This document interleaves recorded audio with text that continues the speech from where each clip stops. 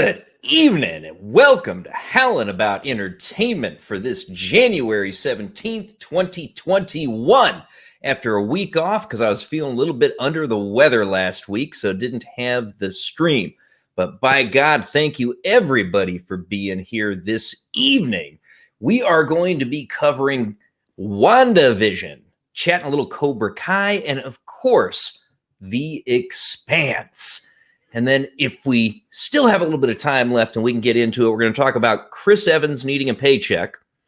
I mean, returning as Captain America. But good evening, everybody. Good evening. Let's do a quick around the horn. Geek Tripology, the man who coined the phrase, the Disney tragedy, that we are fans of here on the channel anytime we are discussing those movies that were called Star Wars that were put on the screen by Disney. How are you this evening, Pablo? Hello, everyone. No, there's nothing in Star Wars about that. There was a pretending Millennium Falcon. It has a different dish. It is the Millennium Parrot. It had the name with the font and things, and it looked like it though. It Star Wars said it. They said it was Star Wars. All right, and this is, of course, the true international flavor of the show because Pablo joins us from. Correct me if I'm mistaken, but it's Ecuador, right, Pablo? Yep, Quito, Ecuador. So, Quito. Yeah, I'm in the capital is called as fuck. Can I curse? Usually we wait a couple minutes, but what the hell? You already did it. Damn it! But yeah, it's totally freezing. Sometimes there's no falls of the Pichincha, so it's not exactly icy cold wind, but is pretty much at that point. You know, we are at 3,000 meters and the snow is at 500. So similar to my hometown of Denver, by God. And coming to us from icy cold Michigan, Draco Argentus. How are you, sir? It is definitely icy cold in this little portion where I peek my head into reality. Yes. I'm doing fine, thank you. I'm doing fine. I'm just, I'm actually going over. I was actually going over before we started the stream something we're not going to discuss, but I'll bring it. I'll just say I was watching the latest episode of The Stand and realizing this is what I thought when I first started watching it. This could be its own thing, but it didn't turn out that way. So this is just a little bit late. Yep. But we have other things to talk about today that are going to be even better. You bet, man. You know, for what it's worth, that last episode was a hell of a lot better than the first four, but it's too late because they lost the audience. Well, my opinion on it, I'll put it in a package like this. I didn't think that you could do anything with this show that wasn't just take your own thing and make a good show out of it.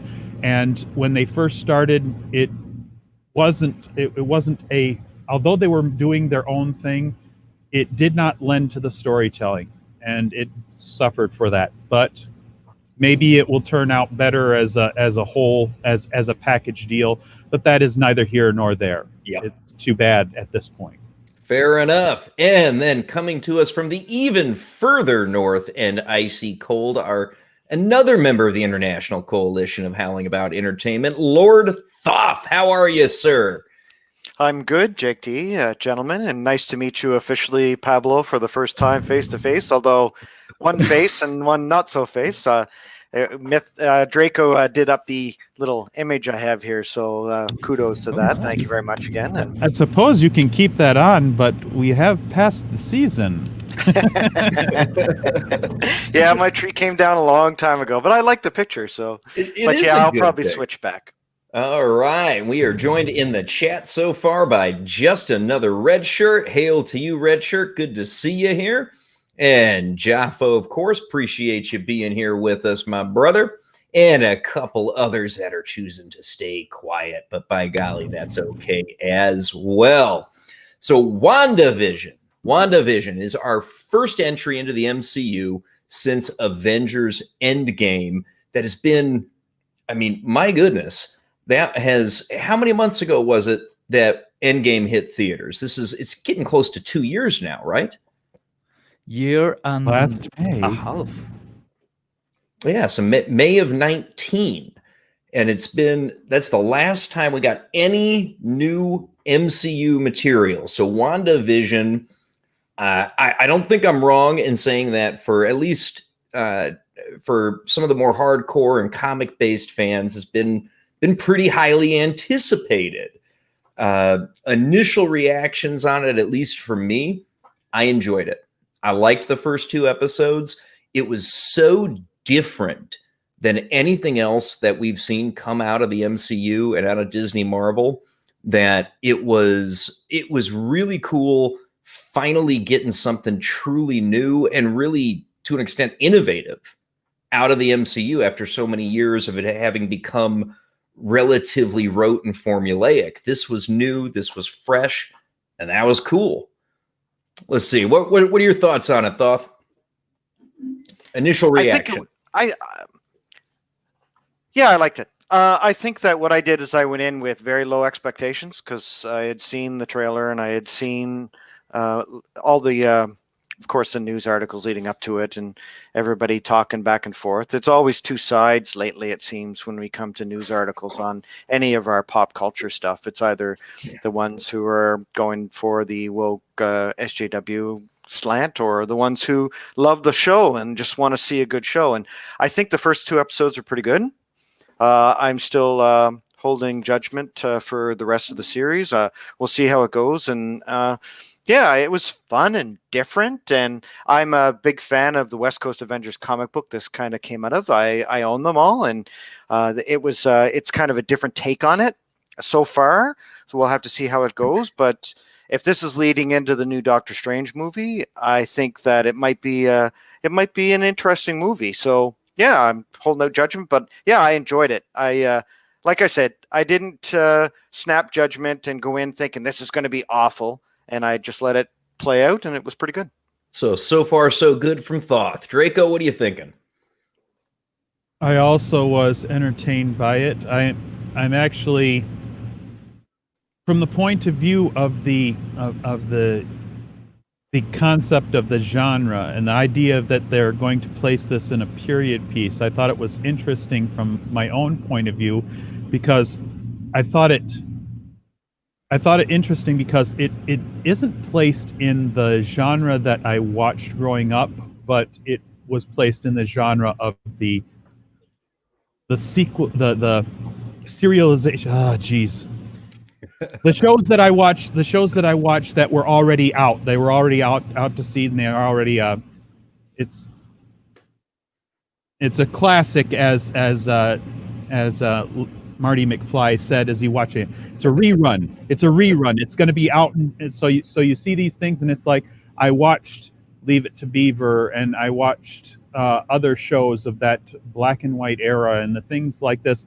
And when you are familiar with that, I noticed something about the show that not only was I reasonably entertained by it, at least the idea of what it was doing.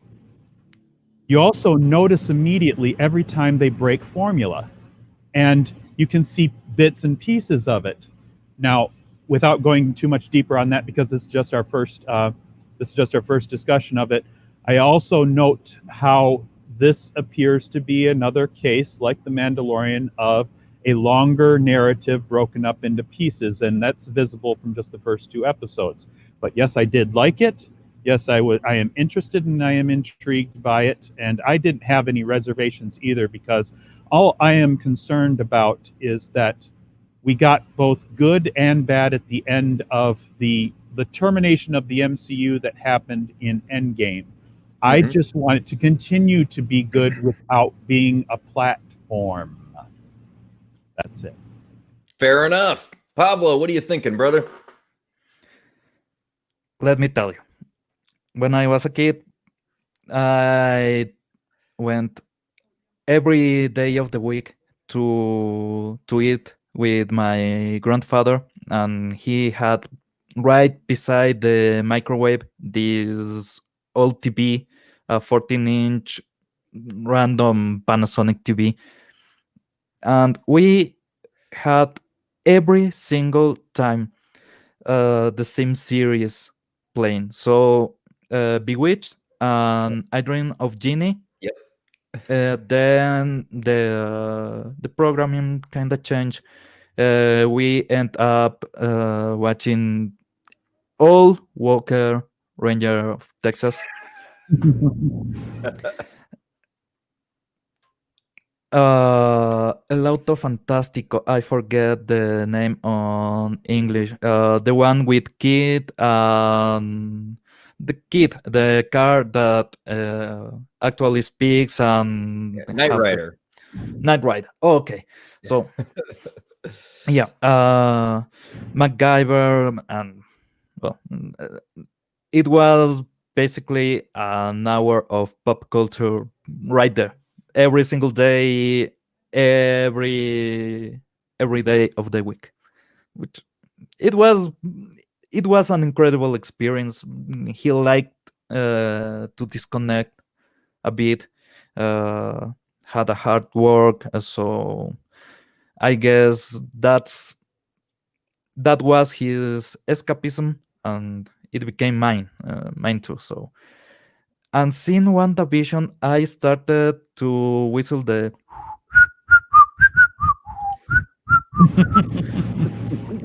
I was happy. I was stupidly happy watching the show, and well, then if we can go into a small spoiler, I don't know if it's open season. We'll get into spoilers, absolutely, Okay. man. We're, yeah, go ahead. You're the last of the initial reaction, so open it up.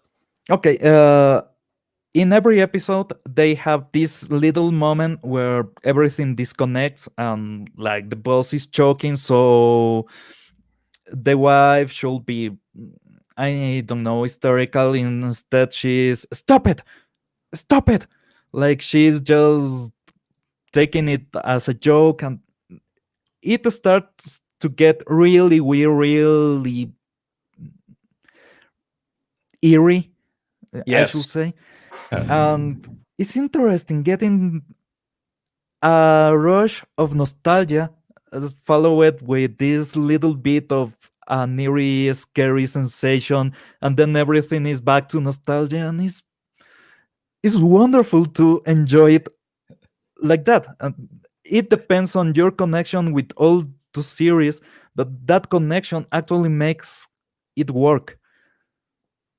Yeah, I agree. And when you were mentioning the shows that you watched with your grandfather on the little Panasonic TV, it's so funny because we all have almost a picture of that sort of TV, and they did the show in the old school 4:3 aspect ratio. And because it was letterboxed on our big widescreen TVs, you got the old smaller aspect ratio, which was cool. And the first two shows that you mentioned, Bewitched, I Dream of Genie, those two, there were tons of nods to those specific two shows in what we saw on Friday. That one, and they also dropped in a little Dick Van Dyke nod with the ottoman when they first roll into the house, which was cool, man, because I mean, I've got similar memories as a kid of sitting and watching those sorts of shows. And for me in the States, it was on Nick at Night, which was the Nickelodeon channel. But in the evenings, they'd play all these really old classic TV series like Bewitched and I Dream of Genie and Dick Van Dyke and stuff like that. Thank you And for so- bringing that up. That brought those shows up to a new generation. It did. And so I experienced them as a kid, just like my folks did, because at the same age, they were playing those on for us. And all of those old 50s shows are what we got the nods to this week. And, Red Shirt says it felt like they'd reached a line in the script that required Wanda and/or Vision to say or do something, and neither knew their lines at that point. I think I bet you he's talking about the stop it, which was really cool. I don't remember the actress's name, but it's Kitty Foreman from that 70s show. Is his boss's wife, and I love that because she's fantastic. She's Yes. perfect on the role. I even had flashbacks to Married with Children. Yeah, Deborah Jo Rupp was the actress name.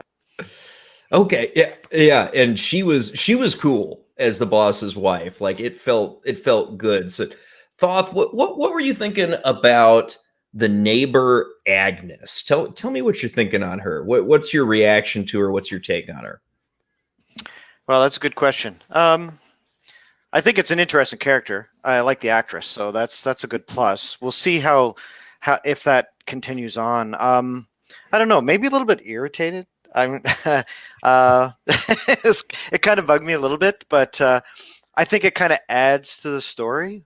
I am curious as to how they're going to develop that character, if they're going to develop it further. Yeah, it's I'm kind of 50-50. Jury's out on that one. We do see more of her from the trailer where she's done up as a witch, and there's definitely implications that she's far more than what we've seen. Yeah. So that's good news.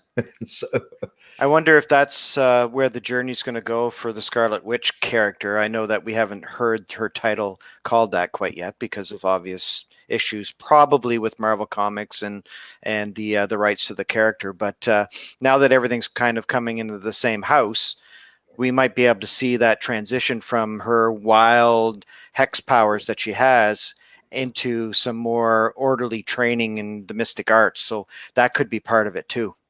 Absolutely. So, Draco. Well, I have to run. I just wanted to drop in and say hello. Okay. Well, thank God. Well, is Mrs. Thoth calling you to dinner and saying, get off that damn stream? She is, yeah. But We're going I to just lose wanted our to... master of lore. That's right. I just wanted to say hi and drop in and see Geek Tropology too, and because I know I've missed a couple. I had some throat issues the last couple of weeks, so yeah, it's a little bit of a strain. But I just wanted to say hi to my friends and wish you all the best. And when I'm done, if I'm done supper early or whatever, I might drop back in. But have a good night, everyone. Looking for you, brother. Appreciate you stopping in. Hey, no problem. See you, man. See you later, man. Take care. See you next time. Yep. All right, Draco, talk to me about what you thought about Dottie. Well, I was interested by this character. This is, I mean, certain characters felt like they just fit into the background, like they were part of some kind of illusion. Other characters showed obvious cracks in the illusion as to something that was going on, that those cracks were visible. Dottie kind of strode the line for me. What I saw was a character who, number one, she fit into the role and she was supporting whatever Wanda's playing with. But she would also be this slightly more, she was slightly more in touch with things than a character in that genre, in that era should be. It's almost like she knew more. She knew certain things about what was going on, but she was still playing the role. She would absolutely play the character. It's like she knew it, almost like, in my mind, and this is all opinion based on what we're talking about. In my mind, she almost knew what was going on, but I'm playing this out because I want to see, from her point of view, I want to see what this happens, and I want it, and maybe if I need to, I might step in if I needed to, because she would say things and she would do things and she would behave in certain ways that, like, she was not really breaking fourth wall, not even getting close to it, but it's like she was aware of it. Yeah, I agree. There was a sense about her characterization that suggested exactly what you're saying, as if she was aware of the illusion. Because one thing, even though it hasn't been blatantly said really explicitly, but what's happening right now is in Wanda's head. This Seems to be is the case, or in some reality that is defined as such. yes, and it's unclear whether Wanda's the one who made this and is doing it. If somebody has done this to her, like they maybe hinted at the end of the second episode. Although I'm leaning into this is more of a House of M kind of loose adaptation, and this is Wanda's insanity, and she's created a realm to keep her shit together. Pablo wants Can to I speak. go into a bit of just random theory? I just thought about Absolutely. this. Yeah, okay. So Wanda derives her powers from the Mind Stone, right? In the MCU, yes.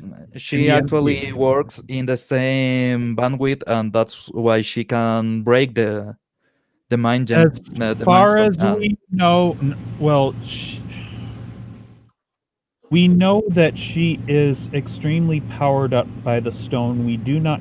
One of the problems is that we do not know what the actual powers, limitations, capabilities of the stone Yeah, are. but it is canon that she actually works in the same bandwidth, so that's why she can break the stone. That's why she was the one in charge of killing Vision if Thanos were to arrive. And so She's just attuned and aligned with the Mind Stone. yeah, Yes. let's say No one else on the team could do that job.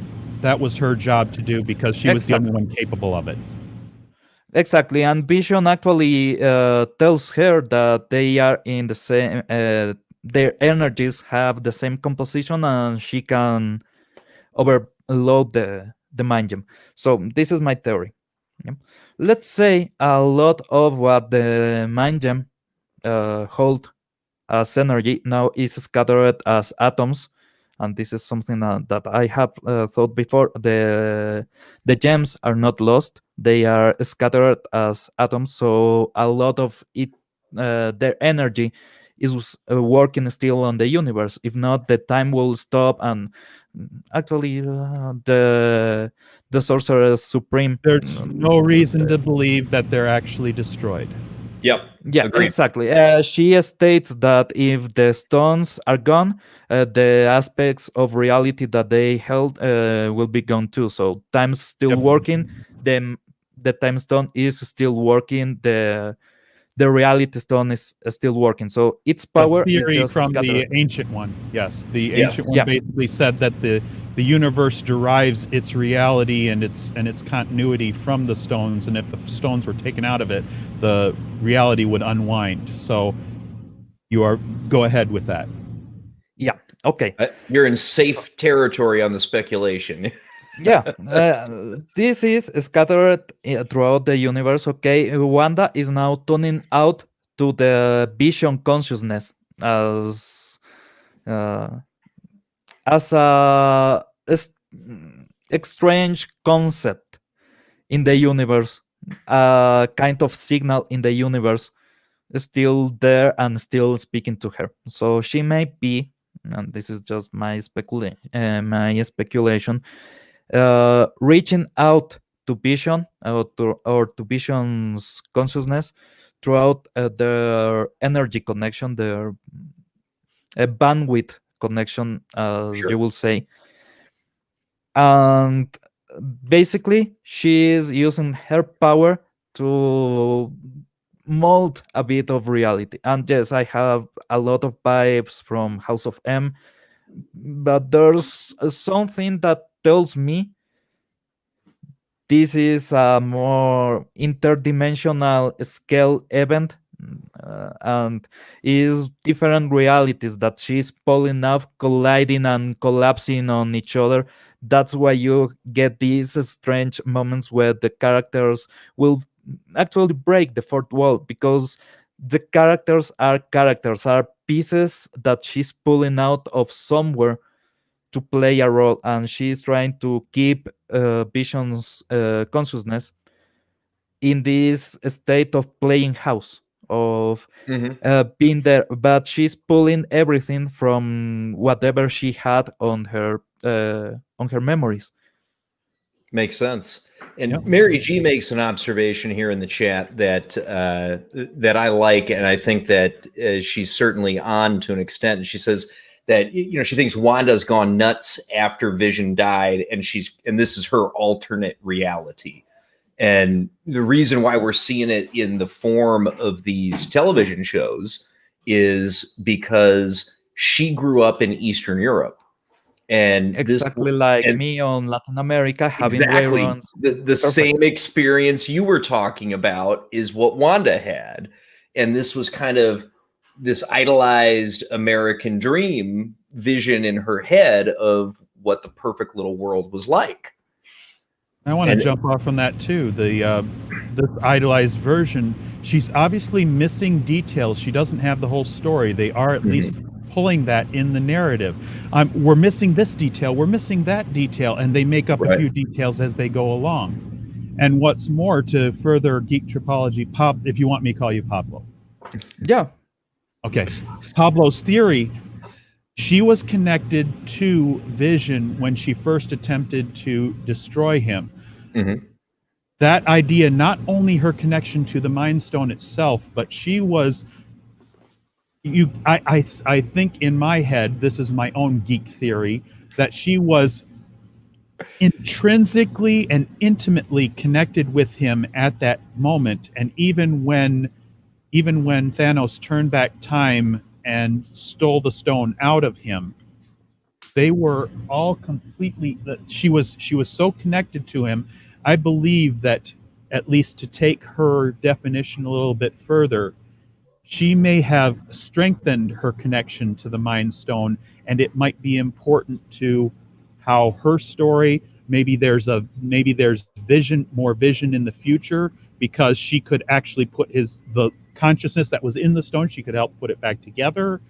All sorts of things, not just the reality side of what this... And I'm not even well versed in the story of M, because that's when I started to break from my comics, when I lost a lot of my exposure to it, which apparently I missed a great storyline, but there you go. Just another red shirt.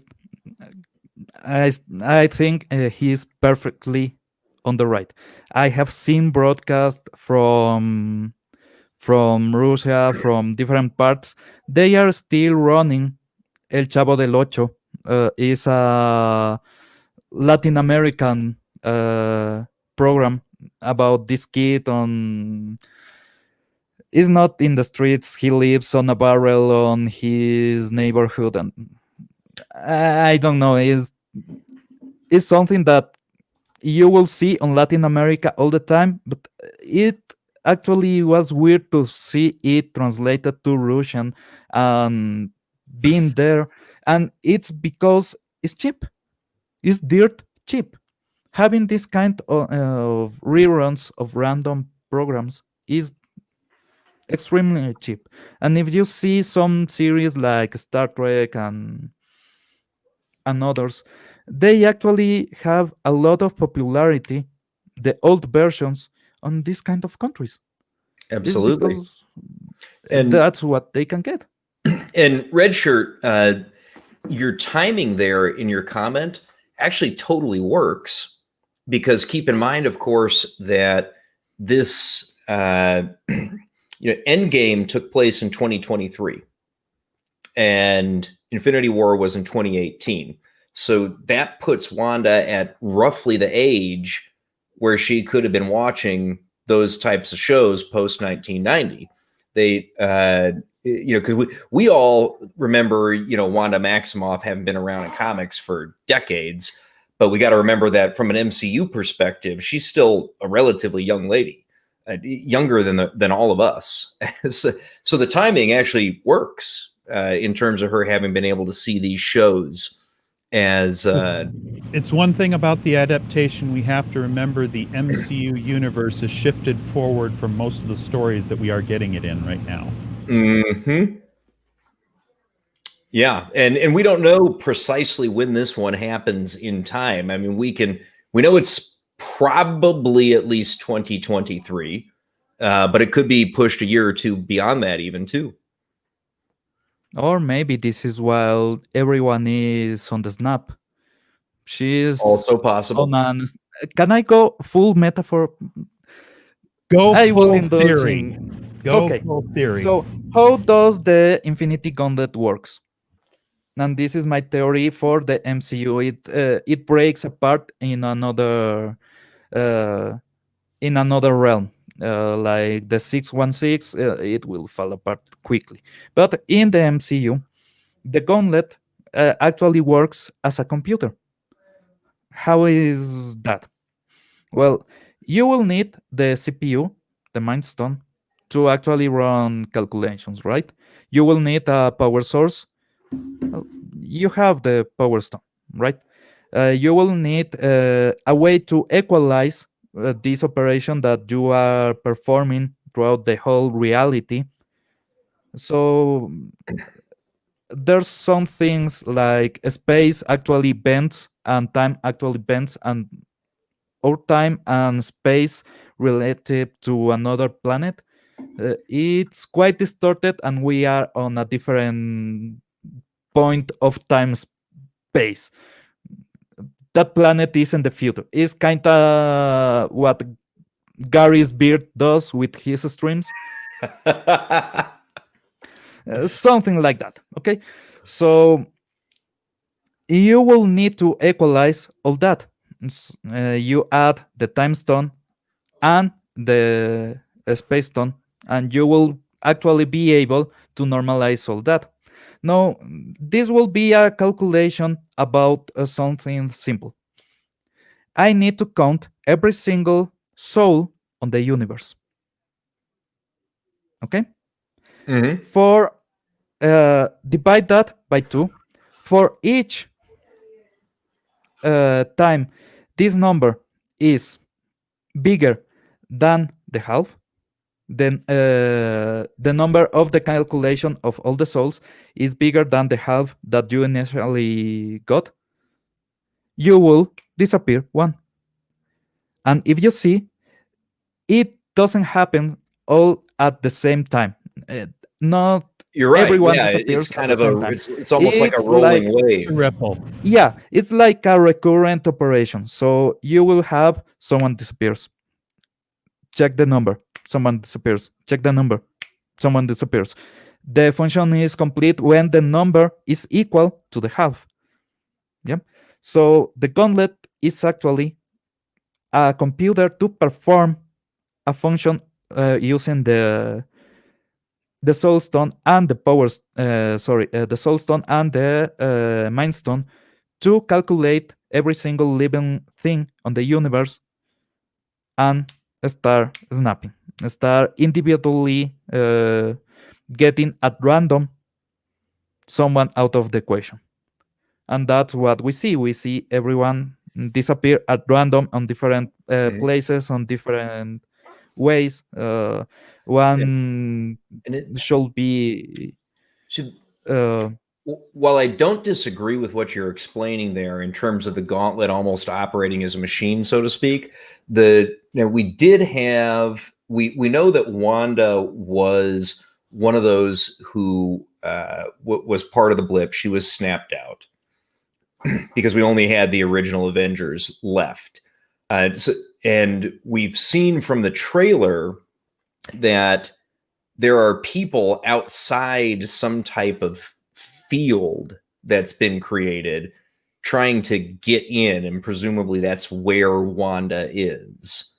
So while I agree 100% with you on what you're going through in terms of probability about how that works and bringing everything together in a matrix, so to speak, I don't think this is occurring during the snap period because of the fact that we see people trying to get into where Wanda is, and we know that Wanda was somebody who'd been snapped out.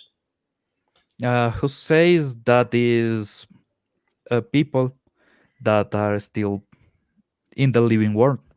Fair Like point. Doctor Strange, for instance, he was in the snap. He disappeared. So his consciousness. Uh, if you see how the stones work, they have a certain balance on what they do and what they take. Uh, Thanos is getting harmed by the use of the stones. Not everyone can actually harness that power. So there's a backlash for using. There should be an equal reaction, let's say. There generally isn't a balanced reaction with the use of the stones. When you see him warp reality, it doesn't do anything to him. Even using the power stone in each case was to use it, which is the most balance oriented. Somehow when you, well, not balance oriented, when you utilize the power stone, it has a tremendous cost of use because you are essentially taking that power and channeling it. And that's another function of the gauntlet is you can actually see him use the stones independently as well as using them together. You take one, you can power up one gem and use that one. You can power up another gem and use that one. It's He's almost switching like all a the time. networking tool. But how about just speculating? Yeah. Let's say if you have seen Full Metal Alchemist and such, there's an equivalent exchange. He never, in any point of the usage of the gauntlet, makes appear something from nothing. He bends something into something else. For example, he gets the fire inside the gauntlet before releasing it. He creates these bad thingies. I don't know how the name is exactly from the energy he's receiving. So he's not creating from nothing. He's It's always almost an idea of bending. conservation that he's taking something that is and twisting it. Exactly. He's taking the time and he's taking time and twisting it. He's taking space and twisting it. He's taking matter and rewarping it into reality. He's releasing the power or imbuing power into things. Yes. Yeah. And it has its limits. We see that he has a lot of limits and he needs to actually harm himself. The only time when you see the gauntlet actually shine and be different in the movie is when he tries to pull the moon. If you watch the gauntlet, all the stones, or at least the space stone and the power stone, are shining. And the gauntlet is a bit more bright and with a lot of lines of color. So Yep. you will think that if there's a bunch of energy on that, snapping to rewrite the universe will be gigantic. It will be exponentially stronger. So let's loop this back to WandaVision, though, right? Because this is a really cool discussion that we could go on for like hours We need about. WandaVision. We need WandaVision. Because I do have one point, at least as far as connective tissue to this, but yeah, brought back to WandaVision, and specifically, is your theory something to do with where she is, what's going on with her, what is happening as far as the stone, the Mind Stone in this case? Doctor Strange is coming back, right? Is coming for Apparently. WandaVision. Yeah. So, Yes. if Doctor Strange is gone, he's in another plane, let's say, he might be trying to pull resources and pull everyone together for when the big event happens on Endgame. That's one theory. Yeah, it can be also that after whatever happened on, let's say, Spider-Man Far From Home. Yep. She got into some fight and now she's comatose. That can be too.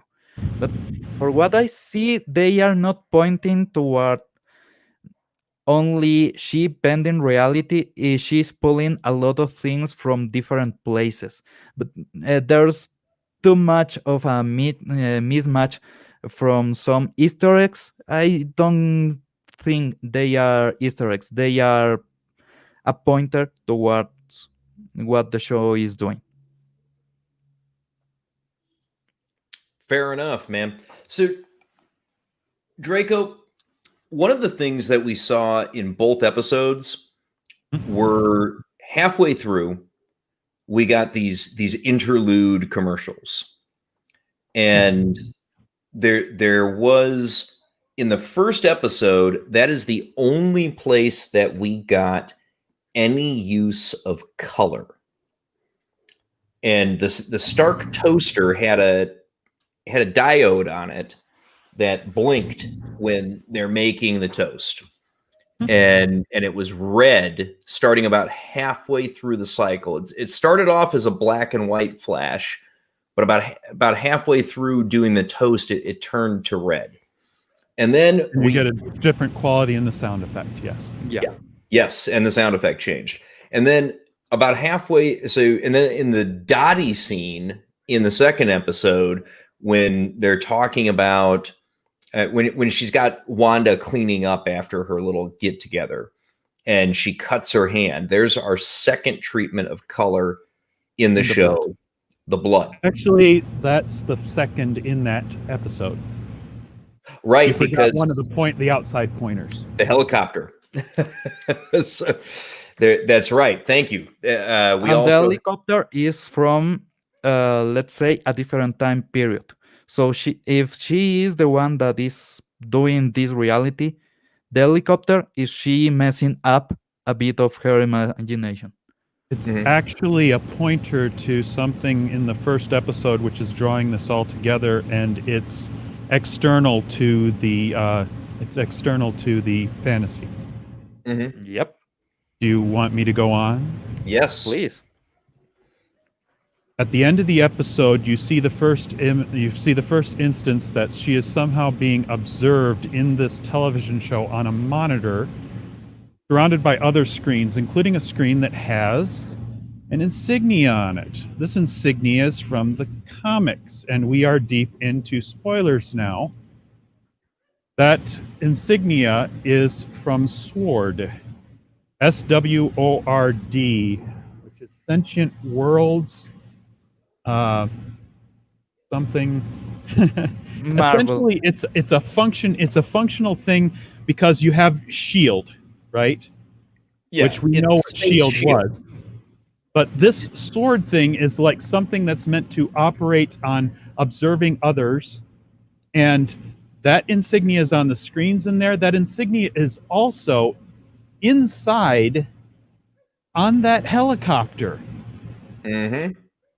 And then, it's one of the first things with color, and it's like SWORD is critical to this fantasy or reality spinning thing. I don't know enough about it. Everybody else out there, yes, some people are probably screaming at me going, I know what this is. I've read those comics. I know what this is going on. It's going to lead to this thing. I can't tell you what that is, but it's definitely pointing to what's going on. At a high level, SWORD is an evolution of SHIELD in the MCU, in all likelihood. It's like Space SHIELD, essentially. Now they know there's cosmic threats out there. That's where Nick Fury was at the end of... he was sitting up on a spaceship. Watching all the sentient worlds now. Yeah. So it's SHIELD, but now they're expanded to a cosmic level. That's what SWORD is. Very basic, high level. I'm sure that's a terrible description for somebody who's deep into the lore, but apparently they're critical to it. They are not. We know that they are critical to it because they've been brought up twice. Once externally as an observer, and once internally as a warp or a mote in the eye of the fantasy. So it makes sense. Seems like, and I'm just reading on fandom. It's an organization that actually works as a shield, but is on the time-space continuum division, let's say. So they take care of space threats, of Yeah. I don't want to say cosmic level threats, but because I don't Yeah, think this guy will take Thanos.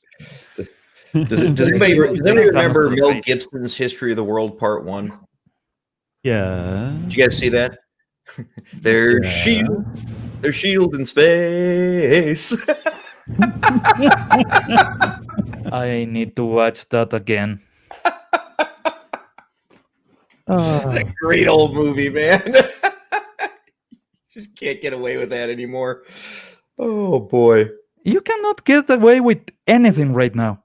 Yesterday, I was trying to do a cybersecurity stream.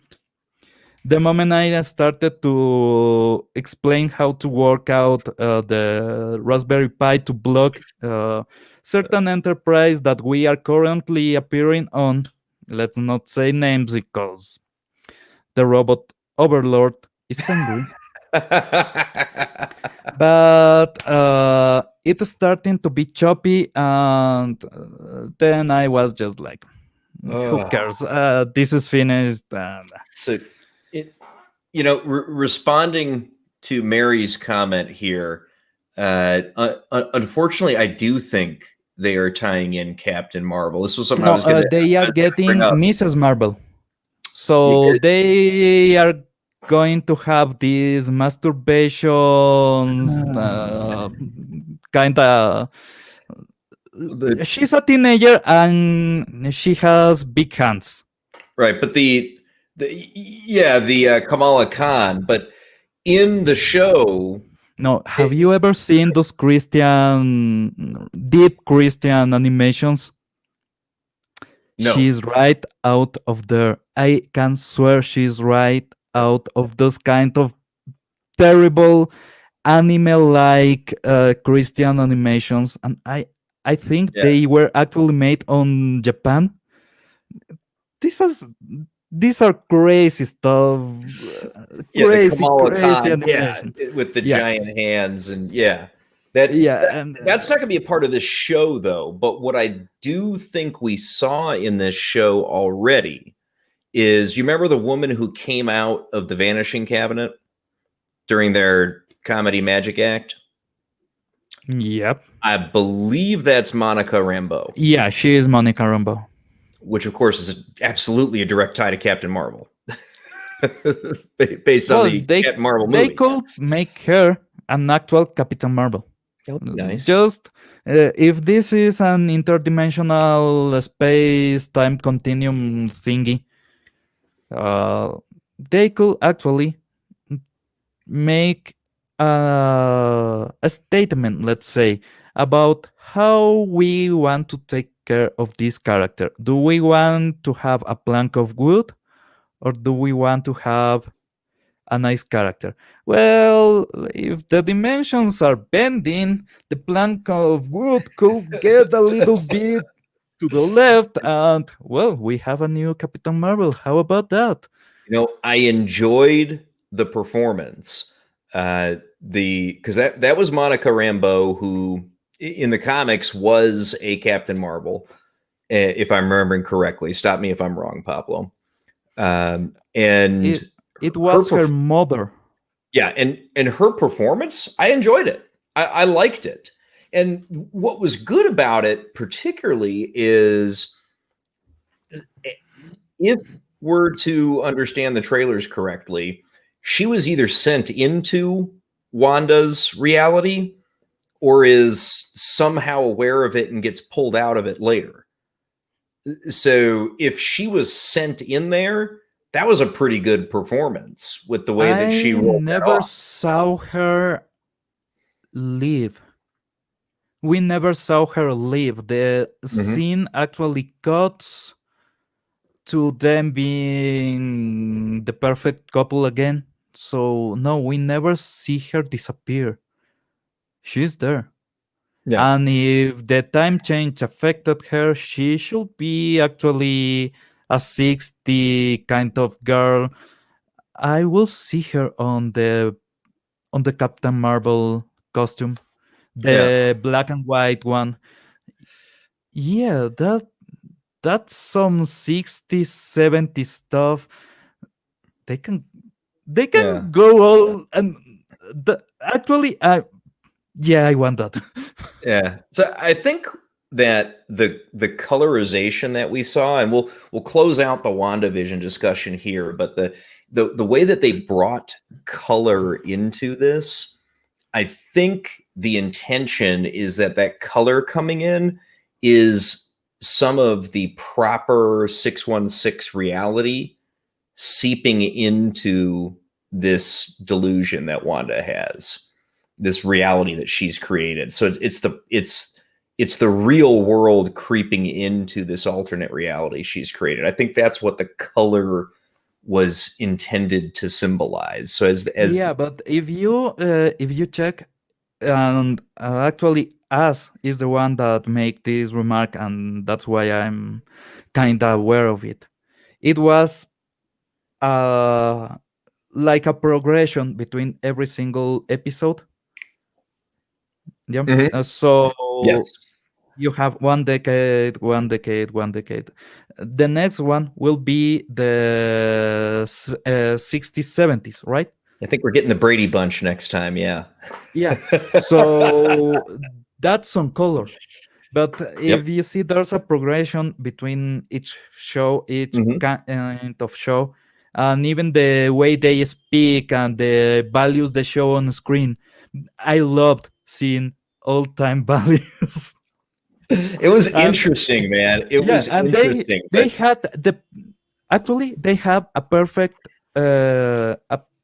let's say feminist pun, but no current feminism, but the old-timey feminism that actually had sense in it. But the moment when the branch starts to knock the window, Vision is the one that covers. yeah, a little bit. Yeah, and if you ever saw I Dream of Jeannie or I Love Lucy, I'm trying to get the titles on English, but my brain keeps feeding me the Spanish one. Sorry about that. But That's understandable. yeah, Tony was the one that covered on a lot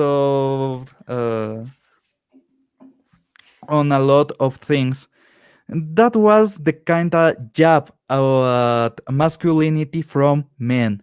It was men writing the script, and they had this little nod like, what about this, man? All right, man. Well, Yeah. hey, joining us is our good buddy VW, Vigilante Williamson. How are you this evening, sir? Hello, Vigilante Williamson with another episode about of Howling About Entertainment. And it's been too long. It's been a few weeks. It has, man. It has. Glad that you made it. I'm sorry I missed you last night. I will definitely be there for you next weekend on your Saturday show, my friend. Yeah, I So just started it, and it's been kind of wacky, and I'm still trying to figure out the format myself of doing the show. Hail Pablo and Draco. Hell, man. My first time streaming with Pablo, and I've talked to him so much in the chat. It feels like absolutely, like finally putting the face with the name. Even though I've seen you on other stuff, and I saw you on you both when you guys were on FNT, which was awesome. That was great, man. That was great. That was a lot of fun.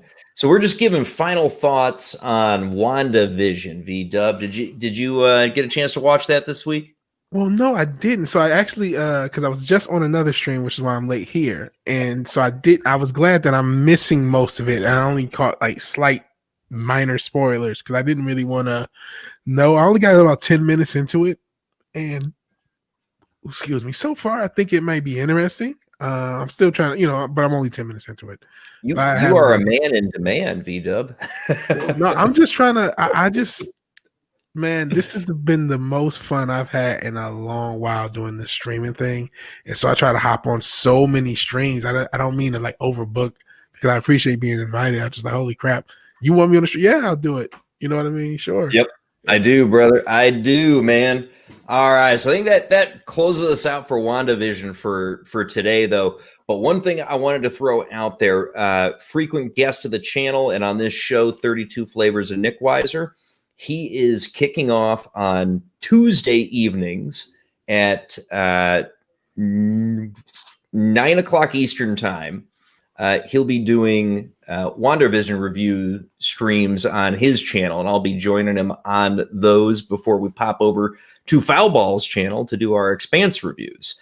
So if anybody wants to hear more talk about WandaVision, check out 32 Flavors of Nick Weiser. We're going to be doing a weekly Tuesday show over there to run through just everything we've got to talk about. He's looking at about an hour and a half on that right now. So if you're interested in more chats on WandaVision, definitely check that out over on Nick Weiser's channel. But so wanted to briefly pop in and talk just a little bit about Cobra Kai. That was going to be kind of the bigger topic for last week, but I was feeling a little under the weather and we wasn't able to do the show last week. I want to keep it relatively quick because unfortunately, that's what Netflix has done to us to an extent. So Cobra Kai is this great IP revival from the Karate Kid series. And one of the really cool things about it is it treats the history of the show and the IP with respect. And you grow to fall back in love with all of these characters and all the events and things that are happening around them. And you really do feel like you've stepped back into the same world very believably 30 years later. And they dropped season 3 on us on January 1st and all 10 episodes. And I loved it. I watched the hell out of it. I watched the first 8 the day they dropped. I watched the second 2 the next day. Absolutely loved it. But it's now been a couple of weeks, and I have to be honest, like the details are already flowing out of my head. But you got your endorphin hit. Aren't you happy that you got all of those episodes? It doesn't work. Yeah. That release schedule doesn't work. And yet you will have all these endorphin junkie binge model lovers that will release the whole thing at once for all the other shows that are not doing it. These are the kind of people that have never had to wait for anything on their lives. Like you will see this a lot on otakus, on anime sites. They can wait for something good. If you want to fully binge a series, you will wait until it's done on Japan, and you will cut out a lot of sites because you don't want spoilers. You want to be fresh, yeah. Or you will see each week the show, and you will have your opinion. Then there comes these K-poppers, these kind of people that starts, they should think about us. Beach is another continent.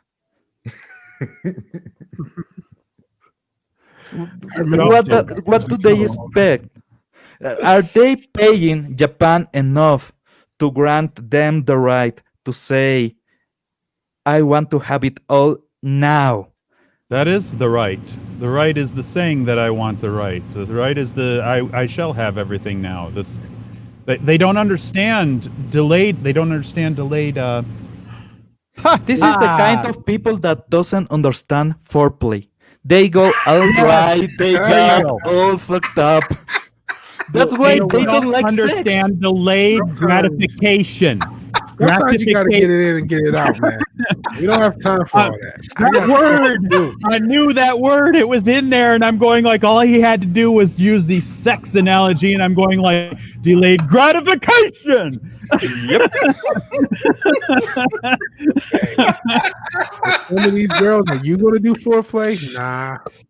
But that's another conversation for another channel. And Where are those girls? I don't want to get Jake in trouble. You are very near. Well, you are very near where I actually emerge onto this planet. And where do you find women like that? These women that you talk about that foreplay? Nah. Internet's a strange place, man. I've seen some things and some stuff. Wouldn't recommend it. That's also fantasies too. Have you seen the sorry. scene on The Last of Us? The Last of Us 2. The Last of Us, where he goes road dog. Yeah, this is the kind of people. You're right. They're the Abby Smash. Yeah, Uh-huh. it's like hello. Oh, I come.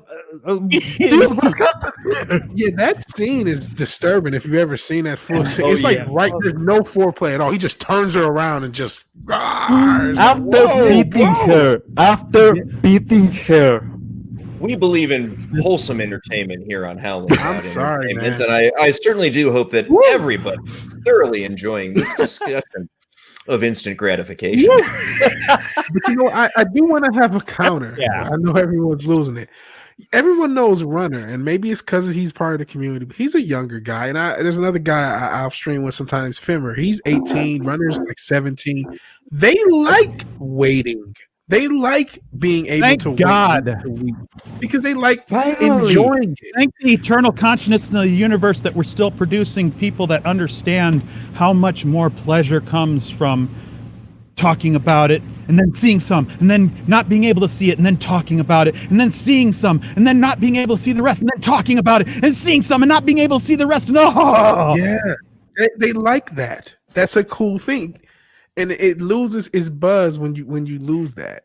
Yeah. So I think we tend to think all kids, all the younger generation. I think yes, a lot of the younger generation doesn't, but hell, a lot of the older generation is still with the binge model as well. Yeah. Because Very true. I think that's a really a personality thing, because I know a lot of people who are like my mom's age who they need to binge, they need to get through the whole series. Like people I've worked with, got to get through the whole series, and if it's nothing there, they're just like, they'll wait to the end of the series so they can binge it. You know what I mean?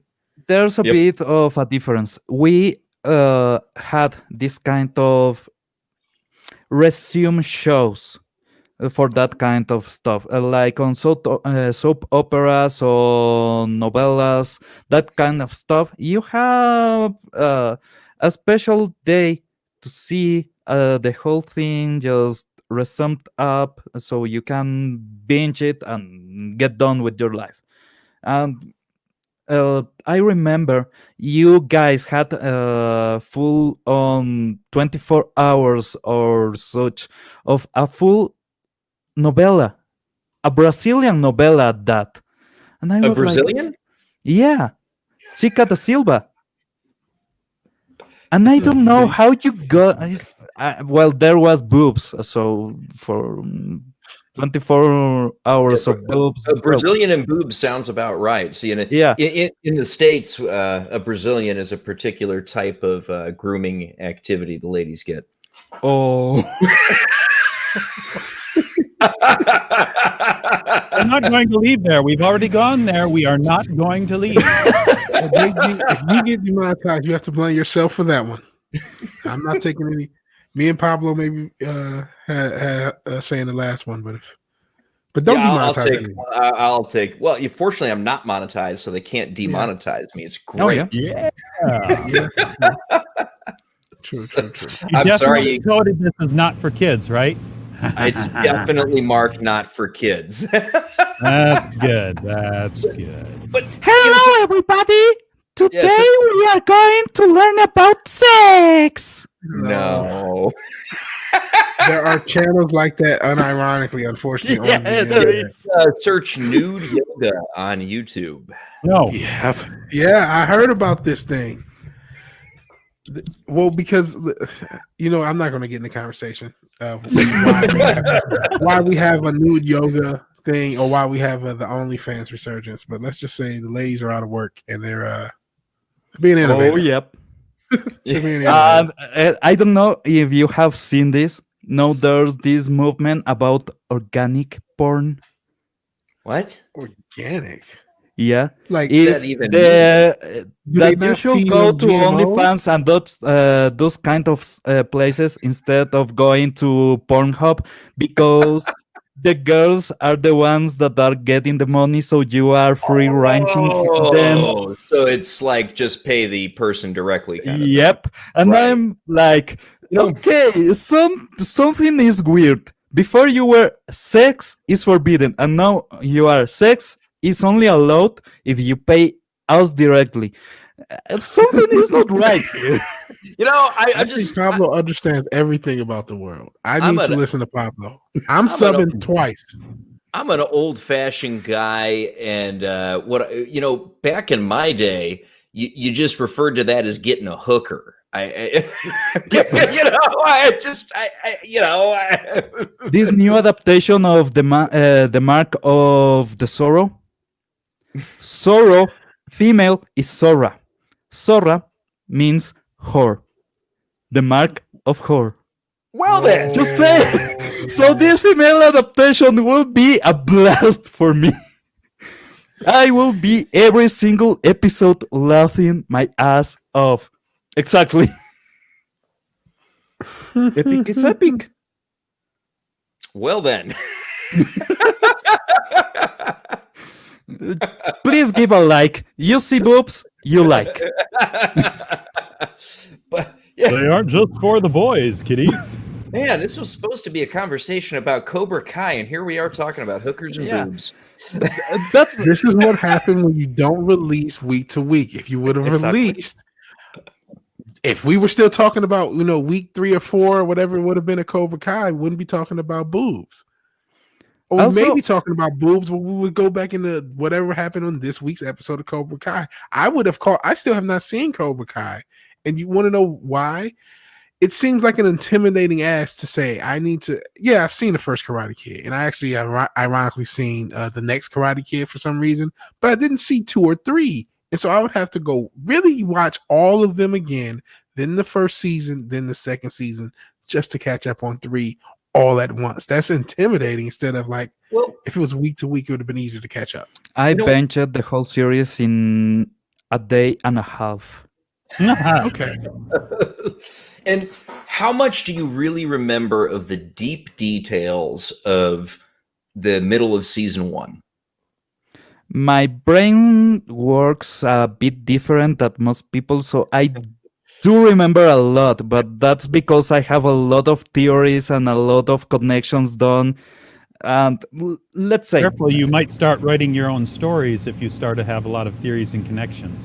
oh, I have a lot of stories written, but I don't have a way to take them to the public. So I We'll have a figure it out. nice, yeah.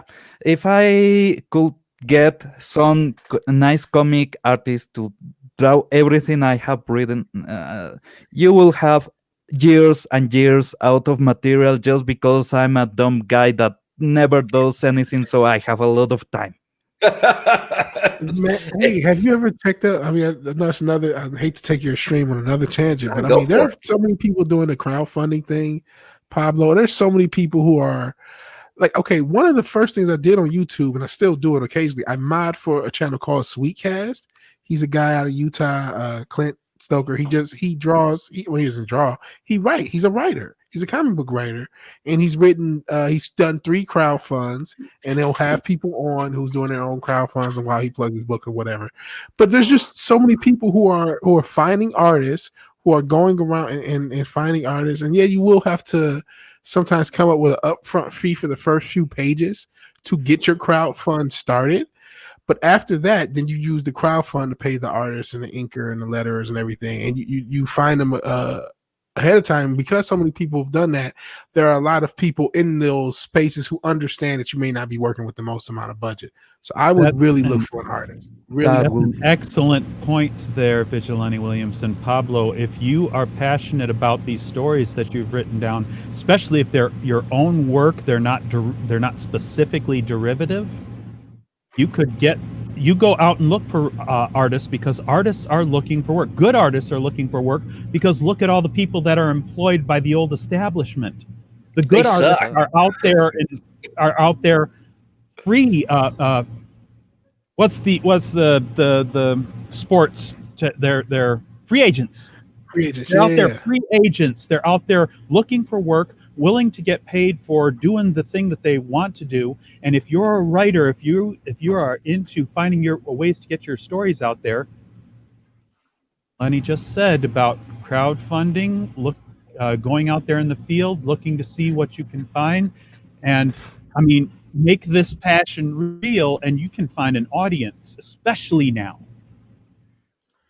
You I are mean, let's put it absolutely this way. right. This is a panel from a published Marvel comic book. And think about that. Marvel is the brand. They are I the will Coca point. Cola, the Levi's, the Nike, the A1 brand in comic books. This is Cosmic Carnage number 2.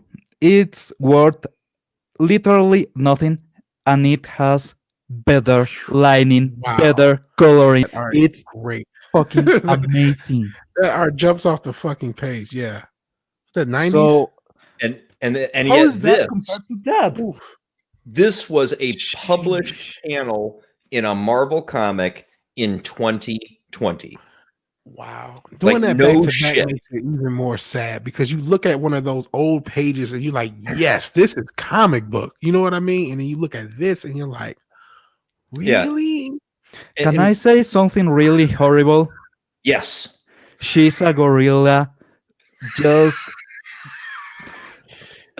look at her. She looks borrowing a bit of Dimple. I'm a gorilla. I am an awful artist. I'm horrible. I could do that. Maybe better. And I'm terrible. Better. Most of yeah, my you best guys- I'm art really is art bad. that I work on and worry over for 3 hours, 4 hours, and stuff like that. I think I could sketch a better quality version of that in 2 minutes. Let's that say much I time. have been in the middle of the forest, high as fuck, drunk as fuck, doing research, and I have drawn better things. Yeah. Man. You Interesting can way to understand a put that. mushroom is a mushroom. Interesting way to put that. Red Shirt says it looks like a Mad Magazine parody of a superhero comic Oh. book. Why you got to Here's a- talk bad about Mad Magazine by saying that could have come out of there? I can see the parody. Like if they wanted, because sometimes they'll be funny and draw that. Yeah.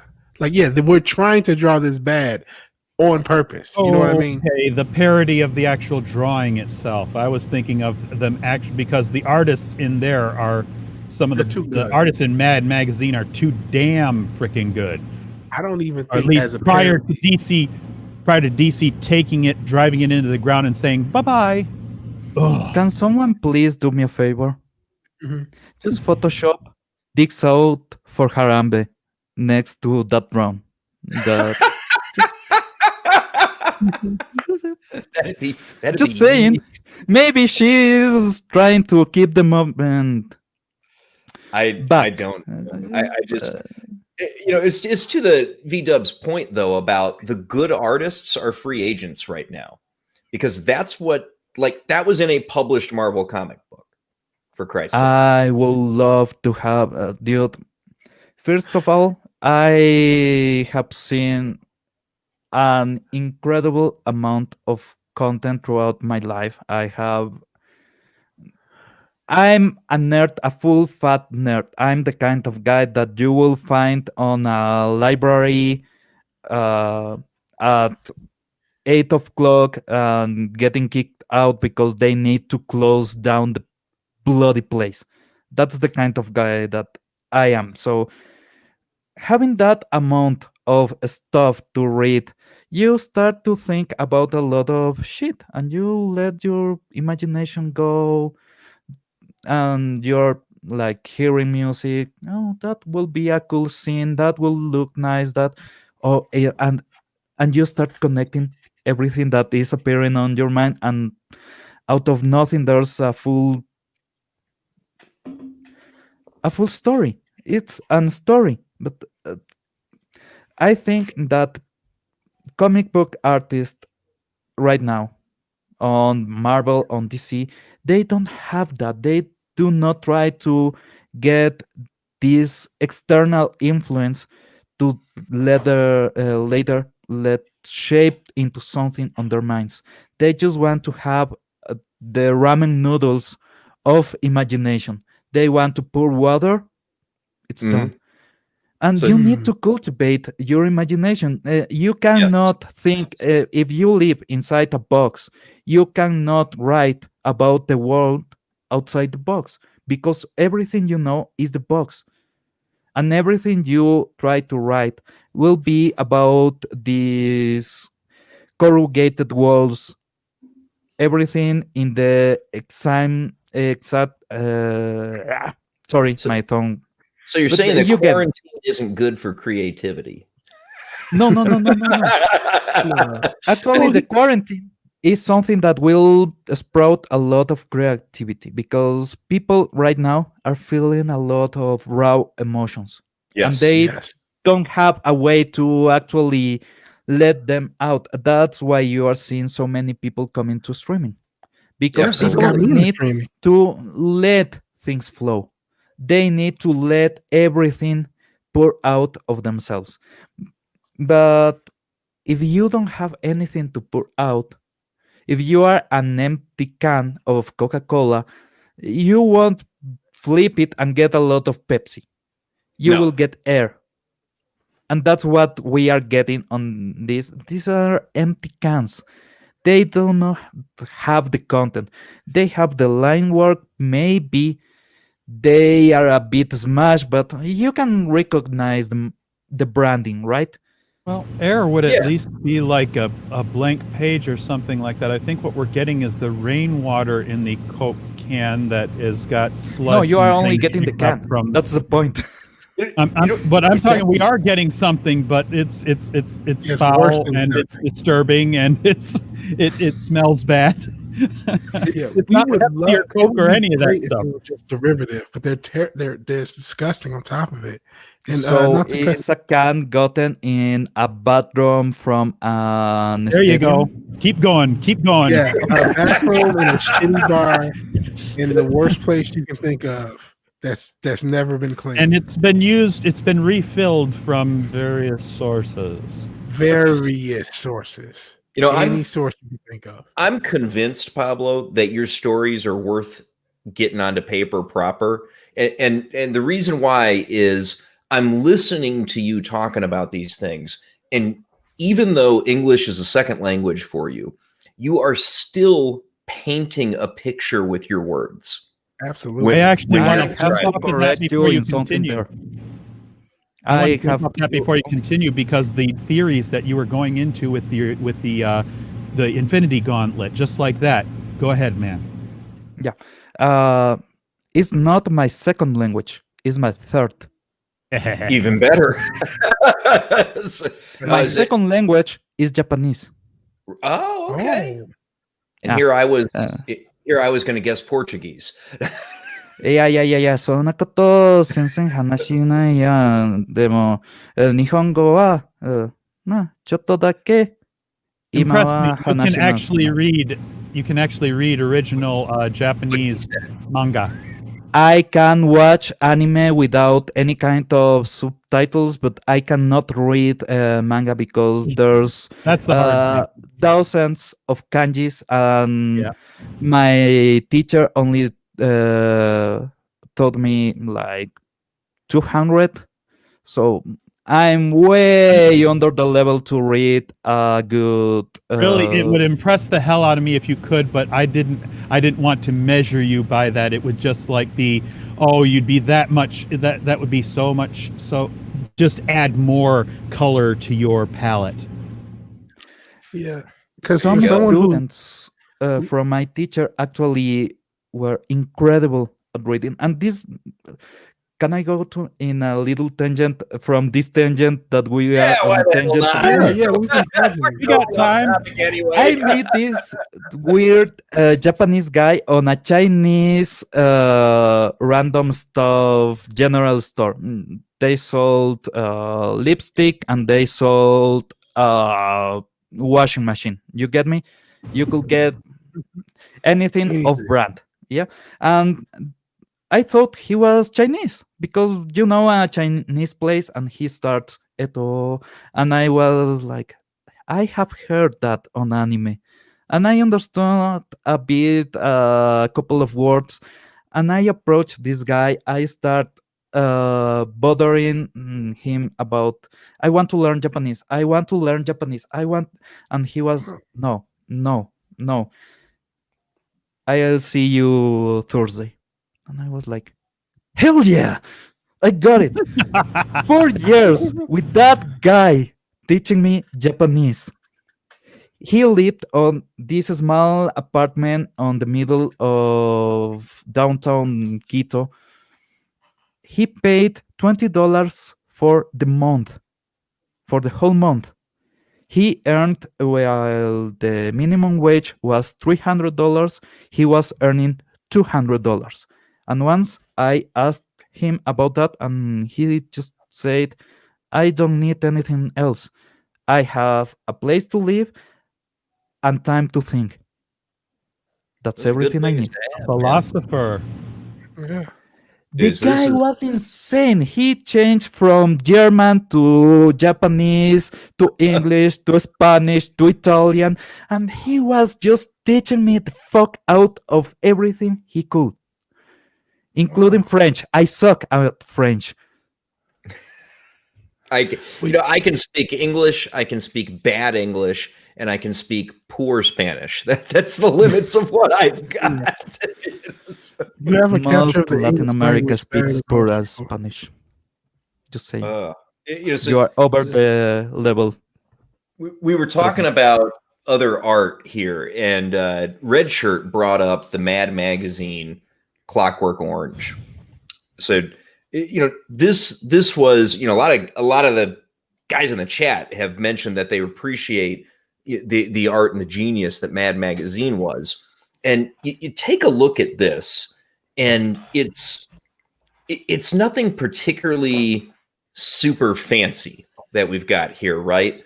But this is good art to me, right? And I mean, I remember I subscribed to Mad Magazine for probably 10 years when I was a kid, right? Alfred E. Newman all over the place, Spy v. Spy and all that. But this, you don't see anything like this anymore. Yeah, and you know what I've been coming to realize, and this is a common theme. Feed your monkey. This guy Feed your has monkey. 100 years. It's from my grandfather, and I have seen this kind of magazines. I have a collection of Popular Mechanics from 1950 to 2000, every single issue. Whew. So seeing this kind of artwork is the kind of artwork that I grew with. The old-timey, my grandfather loved this kind of lighting and shadows, and he actually ran a magazine. It was called La Bunga. It's a gigantic fly that gets everyone annoyed on my country. And he used to do comedy gold there. Like they needed a photograph of this politician as a baby, as a young man. They made the face of the politician in the body of a baby. That was the photograph they presented for a serious article and an interview with this guy. So they were just like, I don't give a crap. I will just pull anything out of my butt. And if it's funny, and it will go to print. This artwork, this lining, these shadows, they use that a lot because having this impact on the page drew people, made people interested. If you have something wonderful on the page, only on the first page, people will open the magazine and they will keep reading and reading and reading and reading, and next week they will buy the magazine.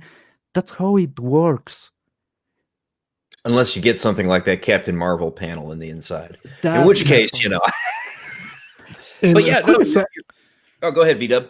Oh no, I just wanted a quick aside about the Captain Marvel panel. Do you know in the I guess in the frame previous that Daredevil texted her despite being blind? It's just a quick anything. It just shows their lack of attention to detail. Which I know you are blind, Daredevil, but you need to see this. Yeah. So somehow he's able to text this girl. But yeah, there's just a lack of attention to detail. The creatives, Jaffo has it right. These mainstream creators are just a bunch of tracing paper soldiers. And that goes for all creativity, whether we're talking about the writers of our shows, our directors, whatever. There's just such a lack of talent in the everyday creative for these mainstream companies. And we took it for granted over the course of the 50, 60, however many years of art in general. We took basic competency for granted. These writers do not have basic competency because their plots cannot pass basic critical thinking.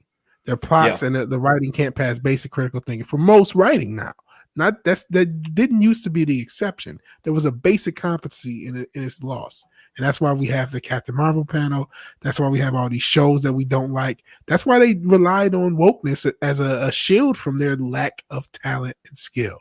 And that's the real issue with Hollywood. And that's why we need Pablo to write his comics and have his creativity put out there, and other creators. I'm thinking about Makini 90, who's an artist who's in the community, even though he's often booked, but he's someone to look into as far as your comic books. We need more creatives to replace these talentless garbage creators who got the jobs over the past 5 to 10 years because they really dropped the ball. Yep. Yeah. And it's we weren't getting into that. Liam Neeson's chin has popped in, and he asked if we were talking about the CD-ROM set called Totally Mad that contains all the Mad magazines. I had not heard of that, but now I want it now that I know about it. So we were getting into it because we were having some reminiscing of kind of the old good art of the past, and Mad Magazine got brought up. And V-Dub, to piggyback on your comment about basic competency not even existing anymore. One of the things I remember about Mad Magazine in the late 80s and through the 90s, which was when I was a subscriber to it, is it was very clever, often parody, and it takes more than just competency, but great skill to do that properly, to make it funny, to play on those themes that proper parody has to. And we just, can anybody think of the last time a really good parody anything hit our screens or our bookshelves? Star Wars is a parody of itself now, so does that count? No, because that's a tragedy. That's not even a car wreck. Car wrecks are interesting. That is like I don't have the words. There are no words. What that is what happens when you have a bunch of very, very, very talentless people who are very angry at the talented people who came before them, who just want to destroy things, and like a kid who's like a kid's sister, like you and your friend are playing with Legos or Mega Blocks if you were too poor, whatever. But you're playing with some block type toy and you're building something, and the kid's sister, in this case Kathleen Kennedy, just kicks everything over like mine. That's what that is. That was not even. I want that. Yes, because she had to destroy George Lucas's dream. That was what that was. So that I don't even know what you would try that. Yeah. So, I could say that there was parody. I couldn't call it good, but you have to go back to find any of the good stuff. I think you got to go back before. Recent. I actually did find some entertainment in some of the silliness that was the Scary Movie franchise. Yeah, and that's probably the most recent stuff. But the thing is that even that began to suffer from its own production, and it started. It's the idea of lampooning the media, finding the finding the thing that you find most silly about a thing, and then taking it to the nth level. And that's one thing that the original Scary Movie and some of the other things they did. But more and more as those series went on, I laughed less at humor that was more. Well, I don't always. Well, call me someone who goes against the stoner humor, but I don't laugh at all the stoner jokes. You know, Yeah. simple jokes that really seem funny. Probably if you've taken a few hits, but it doesn't land on me in Tropic Thunder is the free air. answer. Tropic Tropic Thunder. Thunder. Dynamite. I When mean, did that that is come out? that is 2008. one of the best movies made this That century. is an excellent lampoon right there. That was a perfect, and that almost ran out of time in order to do blackface amongst other things. If they would have made that movie 2 years later, it probably would be canceled. Yeah. But Oh, they yeah. made it just in time. And we If you wouldn't have want an to see MCU. the last good, I'll say non-PC, but this is actually quite another trip. Search for Black Dynamite, the movie. Ooh, that's a good one. If you like Michael Jai White and you like blaxploitation movies from the 70s, It's incredible. it's so good because they make the mistakes on purpose. And so the level of detail, they put so much work into making like certain things bad on purpose. That movie's great. Yeah. That takes an amount of genius. And I will take something that I said about WandaVision and take it back and actually connect it with Cobra Kai. There's this thing that old men used to do. That was this banter, but they knew it was not to offend the other one. It was to incite an argument, and the argument was colorful. Actually, it was fully colorful. It was people trying to upstage the other one with insults, right? But it was not like you are stupid. It was real insults. And Cobra Kai gives back that and actually uses it for the current generation. The whole you are a bunch of pussies and he mocking them, insulting them, belittle them. Yeah, you need to be able to take a hit to keep a hit. You cannot go into a fight expecting to go out clean. That's all you no got, ladies? exactly. That's the thing. Now is all about this pre-package fighting.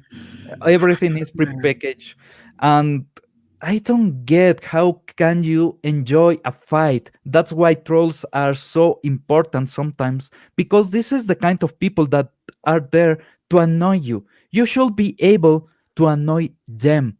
That's the goal. Absolutely. Hey guys, I need about 1 minute, so lead the discussion for a second. I'll be right back. Okay, no problem. Okay. Because I actually have a point to piggyback off of that, Pablo, because you're teaching me about life right now on this stream, and I'm not even joking. Because I'm not even a sports fan anymore. I'm someone who wishes I still was, because I've watched a lot of classic sports.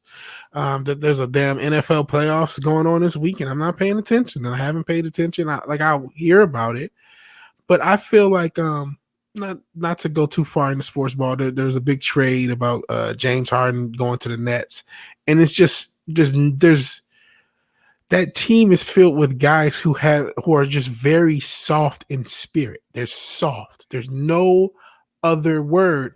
And if you know anything about what happened in sports, in particular basketball, but all sports, is once you're like 13 or 14 and someone finds out, oh, you're really good. This happens even in soccer, football internationally. Oh, you're 13 and 14, you're good.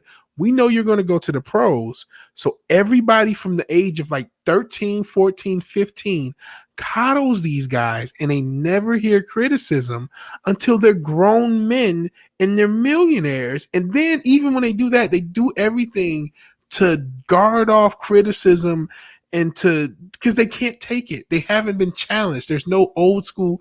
Back in the days when if you go to old athletes, they would have had a coach that said, motherfucker, just do laps. You know what I mean? And these kids never got that. And so they're soft, and that's taken away from that. I know that No school of hard knocks anymore.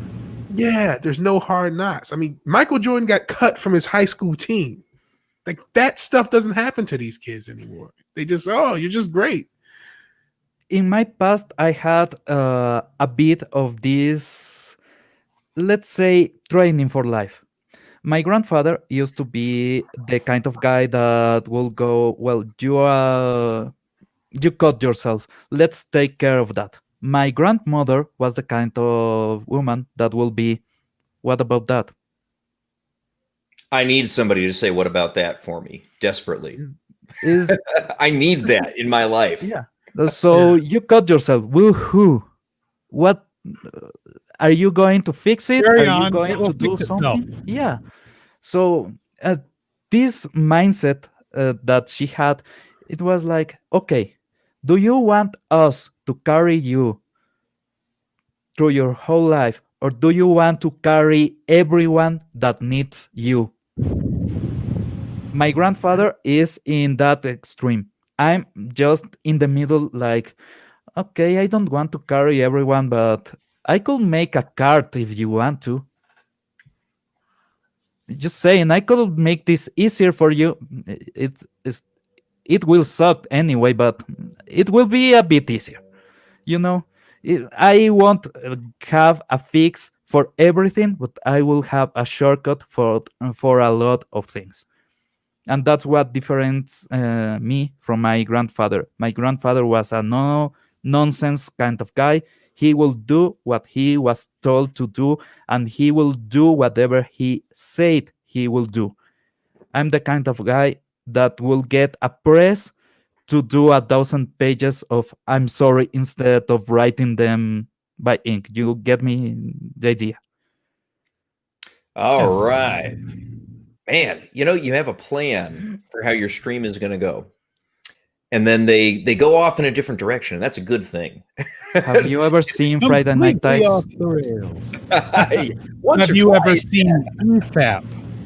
Yeah, I learned that yesterday. I had a plan. I had all these stories lined out, and we talked 2 hours and got through like 2 of the stories of the. So it just didn't, Fine. 3 hours. If it's interesting, just go. Just take that road off into the desert and follow it as long as it's interesting. As soon as you find out there's no water out here, we're going to turn back. So you just get back on topic, and then you go off on another tangent. Absolutely. And, Sentient Dildo has a really good point here about modern writers not having a clue how to deal with good banter. Do they not? It is so true. I mean, you think back to think buddy cop movies, right? And they were a dime a dozen in the 80s and the 90s. Think Lethal Weapon. Think 80s jokes. Tango and Cash. Tango and Cash. To go And deep cut. one of the hallmarks of those types of shows and movies was the banter. And oftentimes it was these guys that acted like they didn't like each other, but they were best buddies, what have you. And there was always this back and forth and this bullshit and the jabs that they take at each other. And it was so real. And it was one of the reasons that guys loved stuff like that is because we saw us and our buddies up there on that screen. And that was some of the things that we're doing all the time. And in getting that sort of interaction, we just don't see it. And Sergeant Politeness, dead on, right? With zero life experience, how can you write about life? Exactly. This is the kind of people that will think they will see the hammer coming from the sky and they will think it's coming for me. No, it's coming for the ground. You are in the middle. You are not the target. Mm-hmm. Everything that will come from life. It's not something that will actually impact you because you are you. is something that it just happened. Okay, you got into a car accident. That happens. You got into a fight. That happens. Life You got the sucks. coup. That Yeah, happens. that Yeah. happens. Life Life can bitch happens. fast. So if you are going to sit down and cry about it without doing nothing, and the fandom menace and comics gate, and they are making stuff actively, videos, comics, we are all contributing to this in some way. Meanwhile, they are, well, we need to cry about this. Well, then what? Will you keep feeding us this crap of writing on the comics because Spider-Man doesn't banter right anymore? On the Mhm. PS4 game, he banters right. He does it perfectly. But on the comics, he's boring. And Spider-Man is not boring. Spider-Man is the kind of guy that if you insult him, he will find a good meaning of that insult and insult you back. He will take a compliment. That's who Spider-Man was. That was him. He was a funny kind of guy. And that was the cool thing. Here on Quito, we have the Chuya Quiteño. Is this character that anything you say, he will find a joke. He will get a double tantrum, a triple tantrum, a quadruple tantrum. It will go overboard. Well, that kind of character is needed all the time because you need a wall to climb. If you want to know how to fight, you need to fight. If you want to know how to climb a mountain, you need to climb the bloody mountain. If you try on an artificial mountain, on a gym, you will get only how to climb something that is a little bit raised above the ground. If you go to a mountain, you will get the dirt tripping you. You will get animals. You will get a lot of cuts. You will get blooded, and that's good. Yeah. Yes. But we're the toxic ones. And We are the to toxic. add off of that point, you know what a lot of times it is? You I almost gonna go with TLC, don't go chasing waterfalls, stick to the rivers that you used to. You can't start with Mount Everest. You have to start with a smaller mountain and build yourself up. It takes time. And a lot of these people don't want to take the time to build themselves up to climb the mountains they need to climb. They just want somebody to build one of those snowboarding thing. I can't think of the damn thing right now.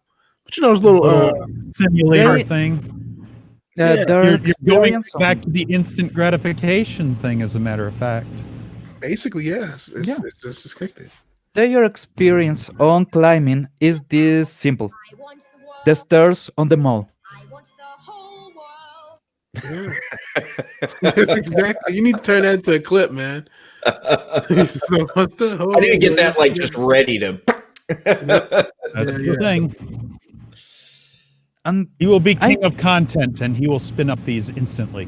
Go ahead, Pablo. yeah, I don't know if you have ever been in a situation where actually having a crappy life helped you because you have the tools to do something simple, right? If you had a crappy life, you'll get resources from everywhere, not only from a single source that will give you every single time the same stuff and you will be safe. No, you have to hunt around for resources.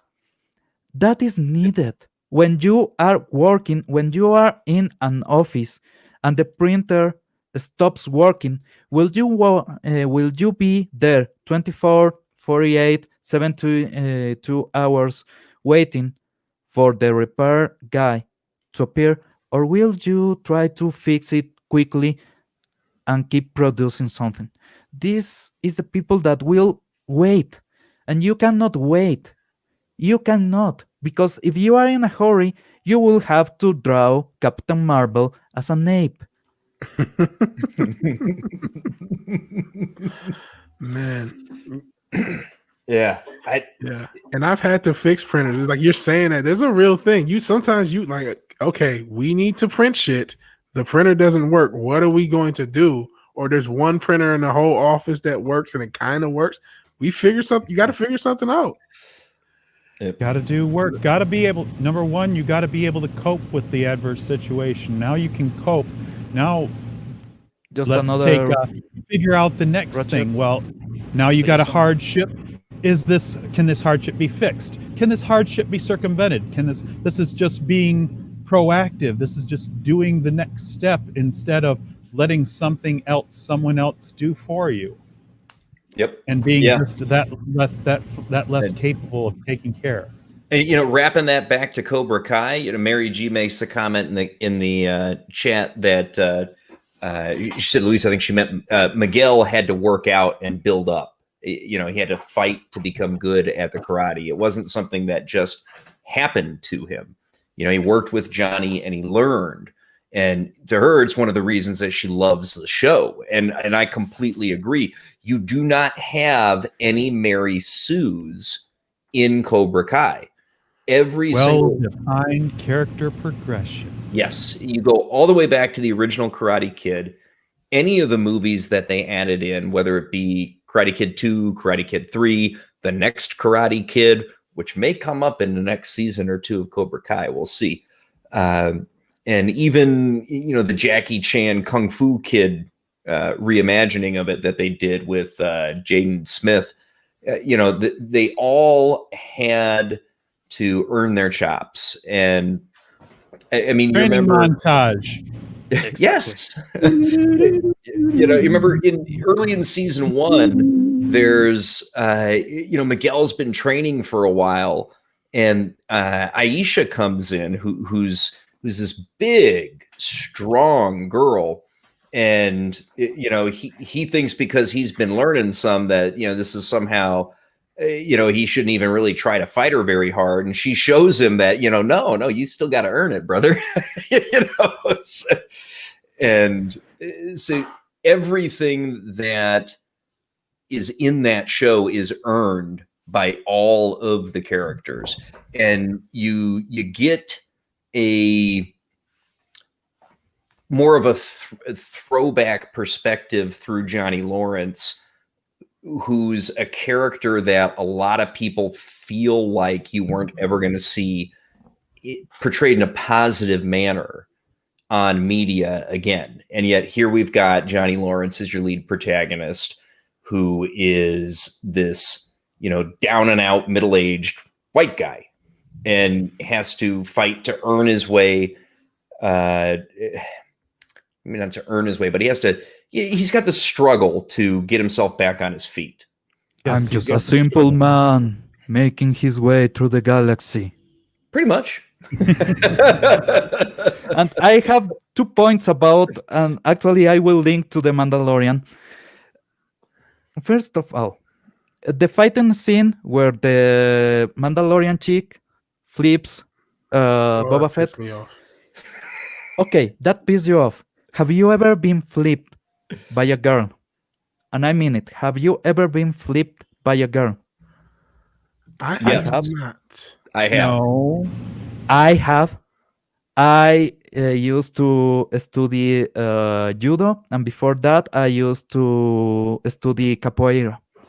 And this girl, half my size, skinny, just gone out, Yeah.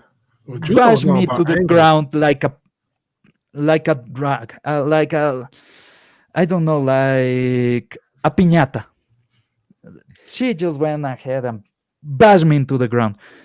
Okay, you have Mandalorian armor. That's heavy.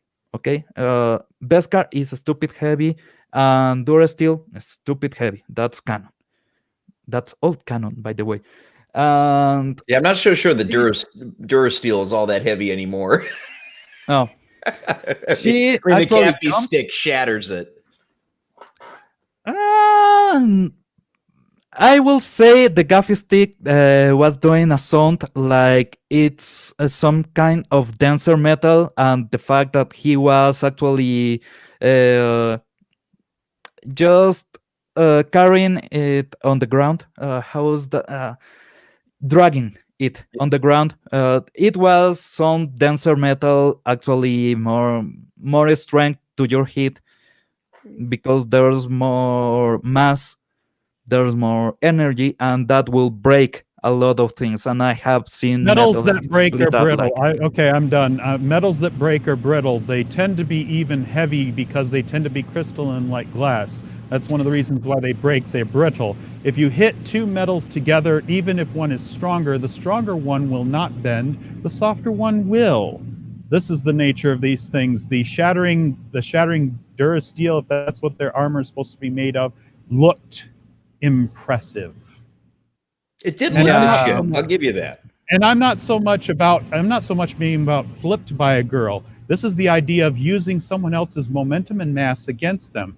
I have an issue with a fully armored up girl who weighs less and who might be strong beating Boba Fett in a tug of war.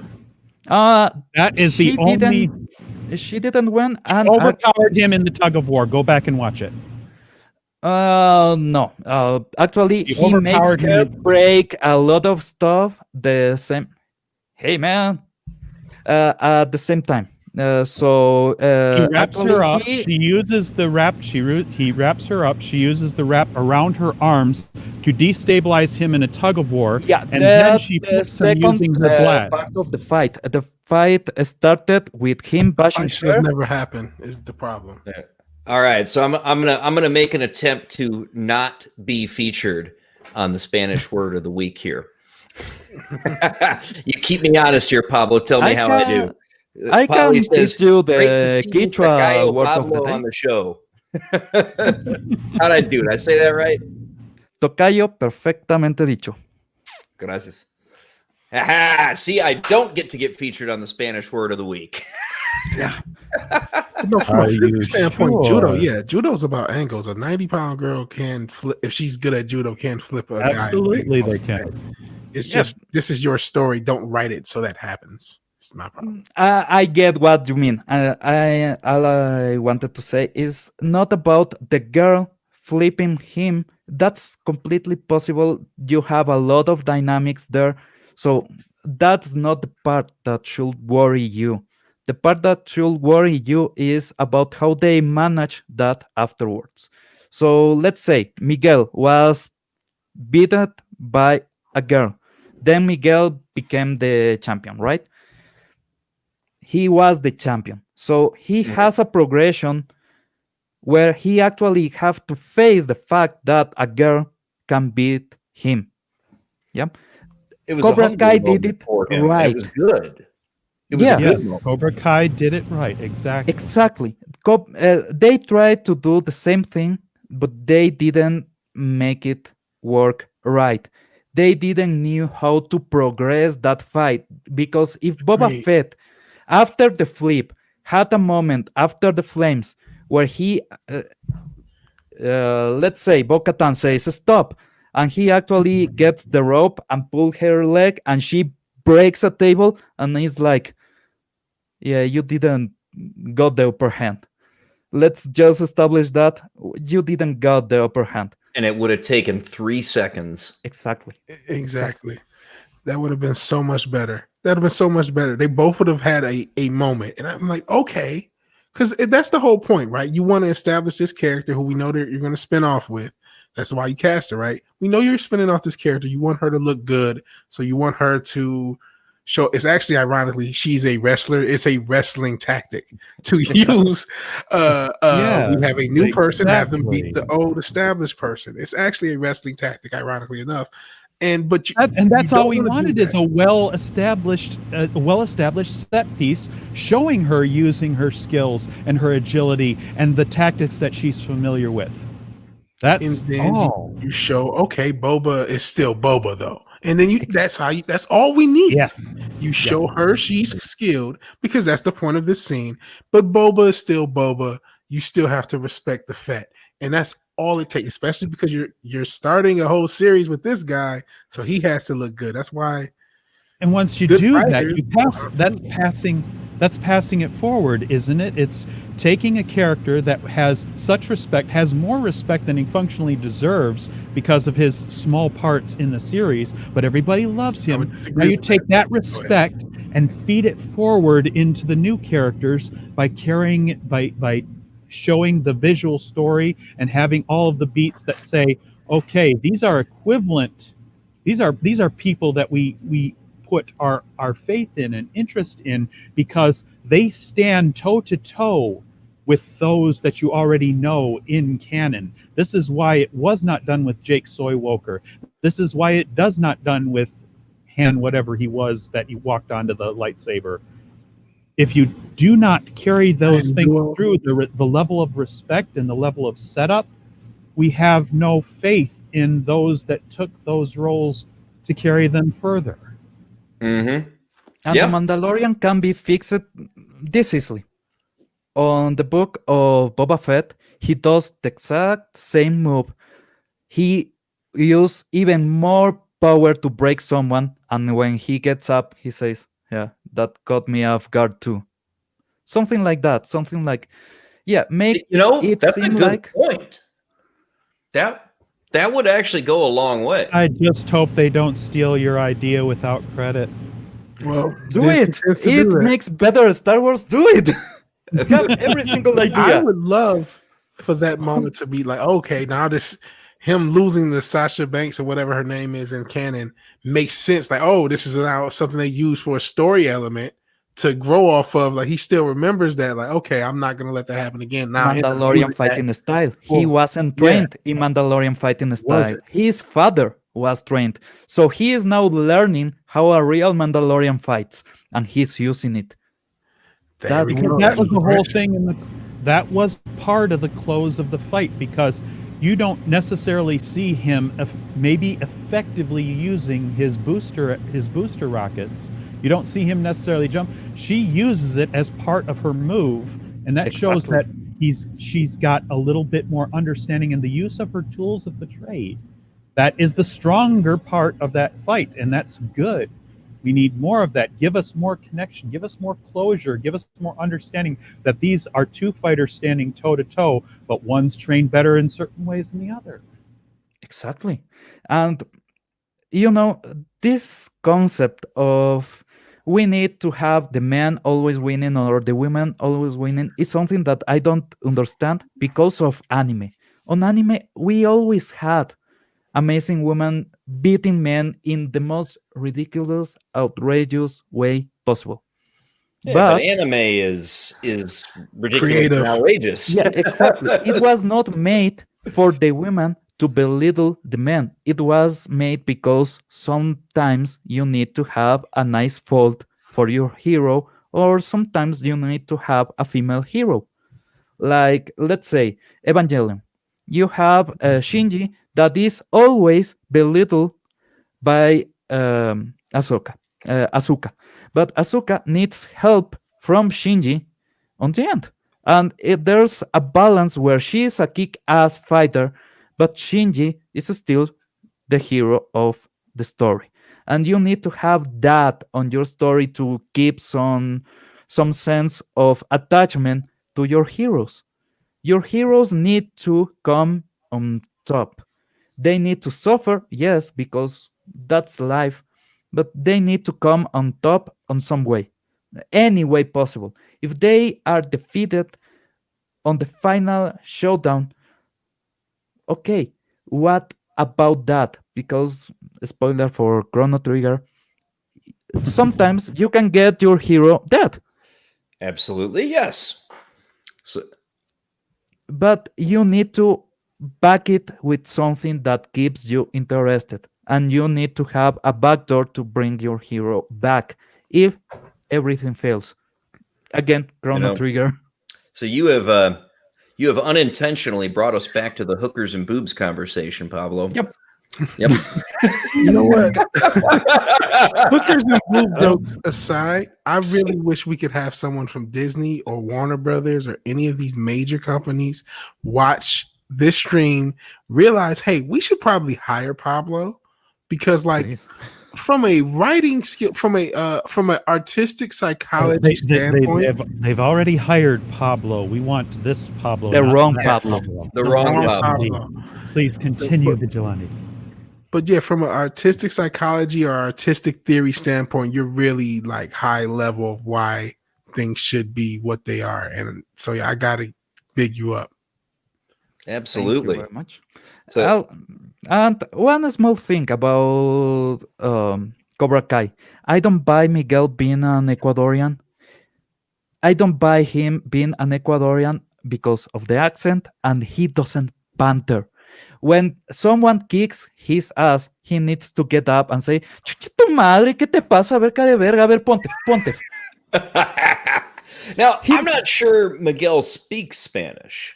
No, he actually does. And his mother and his grandmother are from an upper part, more Caribbean part, because the accent is not at all Ecuadorian, or they must, if they are Ecuadorian, they should have spent a lot of time on Miami or in maybe California, because the pattern of speech is when they speak in Spanish, the accent is not right and the pattern is not right. Ecuadorians use the language differently, and sometimes if you want to say someone is from there specifically, you are actually getting yourself in a lot of trouble, because you will have to follow up about that.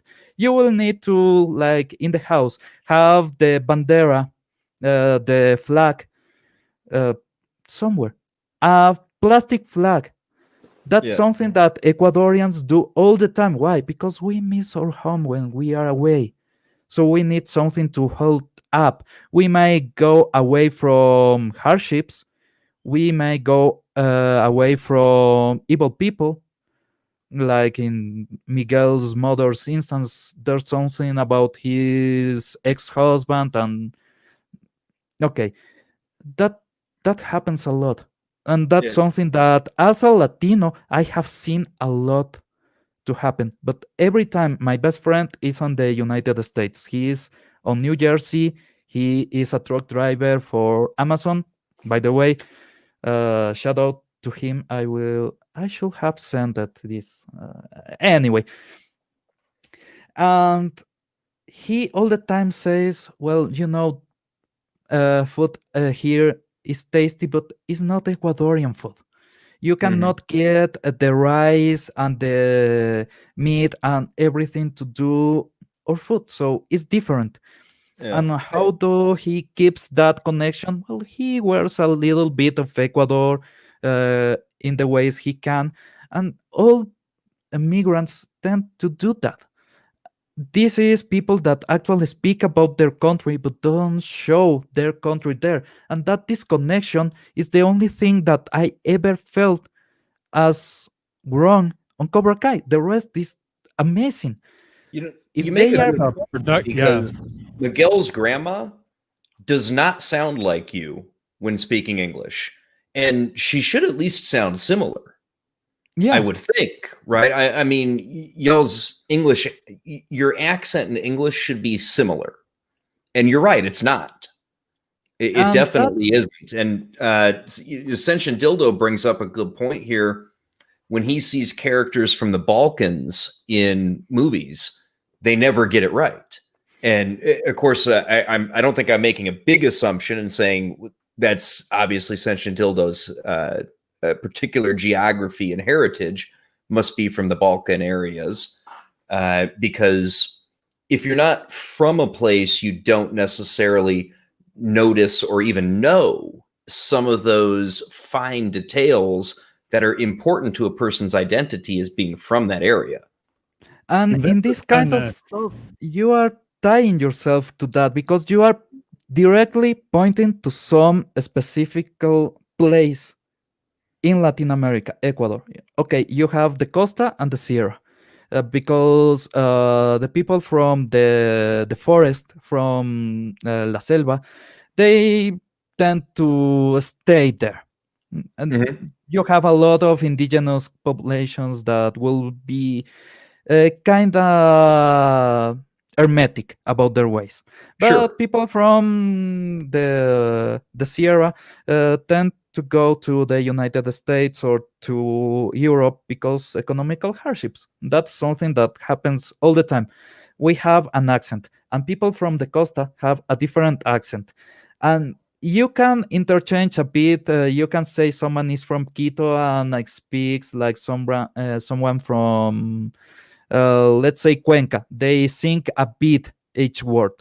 Uh, Mhm. it will work. You cannot tie yourself to a geographical position and not do the proper amount of research. And in the third season, when they go to Okinawa, on Okinawa, everything is perfect. And that's the Interesting. point where I felt like that's a disservice to Miguel because in Japan, everything is perfectly as it should be. The enemy, the evil guy from the third Chosen? film.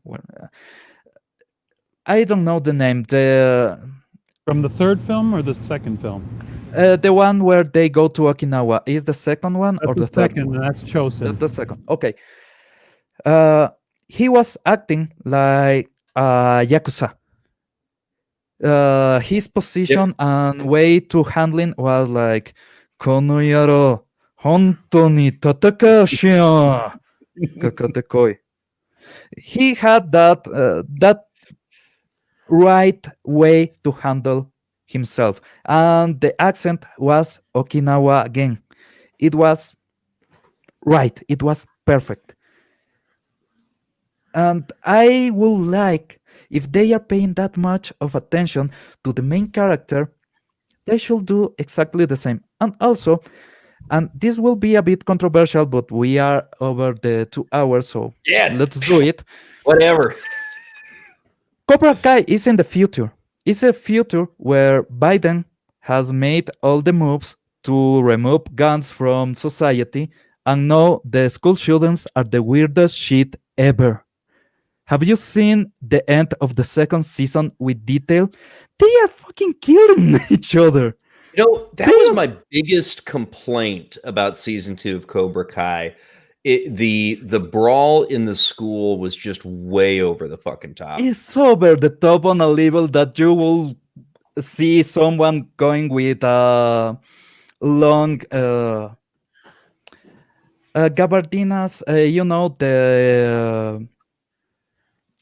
okay, forget the joke. But you know, the Matrix style clothing, instead of opening and taking a lot of guns, he opens it and he takes an nunchaku and starts to beat people. I waited something like that to happen. It was way over the top. I needed the dark glasses and the long coat. That's the word, a long coat. And he just taking out weird ninja stars and shit. That was the most over the top fighting scene that I have seen since Old Boy. Yeah, I mean, not that I mind over the top fighting scenes because I don't. Oh no, but I it love just them. it almost felt out of place with the rest of the series, right? Because it wasn't an over the top kung fu movie. You know, like you saw in the 80s and the 90s in particular, right? And then Kreese using PC language. That also seems a little off. But you know, guys, we are at 2 hours and 10 minutes now. And I think that it is about time to wrap things up. And we didn't even get into talking the Expanse or the fact that Chris Evans desperately needs a paycheck. Chris Evans always needs a paycheck. Have you seen the amount of money he spends in stupid shit? That's the kind of. He must be I don't blowing all of his millions. That's all I can think. I don't know much about Chris Evans outside of, to quote one of his actor friends, The Rock, he needs to know his role and shut his mouth. Yep. Outside of that, I don't really know much about him. Is he one of those guys that spends a lot of his money? He is the kind of guy that will show himself on Instagram or on Twitter eating a fancy meal, a meal that will cost $1,000, and then speak about socialism the very next tweet. And you are like, motherfucker, what the hell are you thinking about?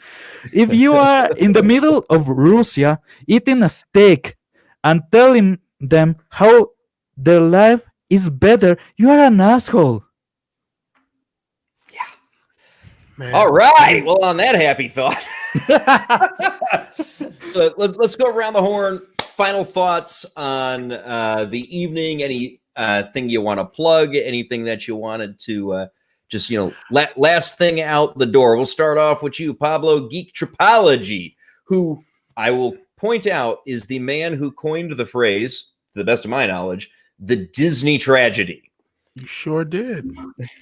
And I need to popularize the Karen virus, because the Karen virus is this illness that enters your company, gives you financial hemorrhage, then somehow you end up having these difficulties performing, I will say, creative dysfunction.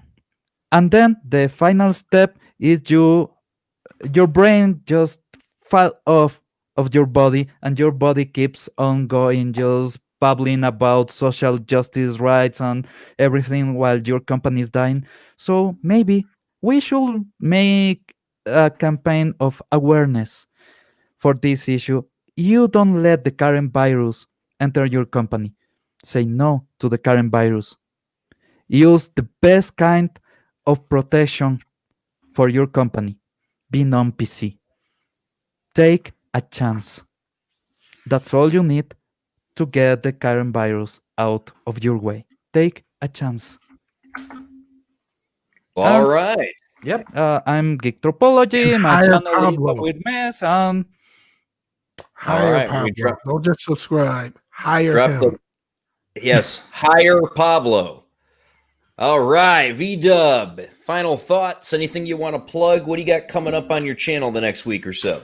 On my channel, so I've gotten to at least some sort of a schedule where I will do a Vigilante Wednesday show every Wednesday, and I'll do a Brave and the Bold show where I have guests on every Saturday. So that we finally have some sort of schedule, but I still do pop-up shows, and I probably will do a pop-up show tonight because I like I said earlier in the stream, had a lot of stories I wanted to cover with the guests, but as streams do, they went on their own.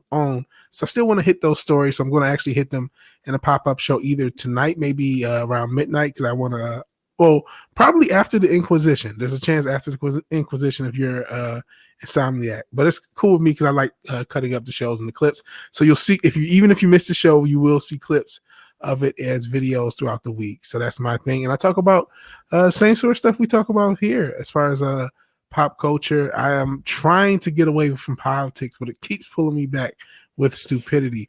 But I have to say, as far as Pablo, I'm not joking when I say hire this man. It feels like really cool knowing I'm talking to one of the great directors and writers of our future on a stream, because like the way your mind works for media, like you have to do it. You were meant to do something creatively. I'm just letting you know that. So like, yeah, you're it's a joy to stream with you, man. I cannot wait to see your comics or whatever you come up with.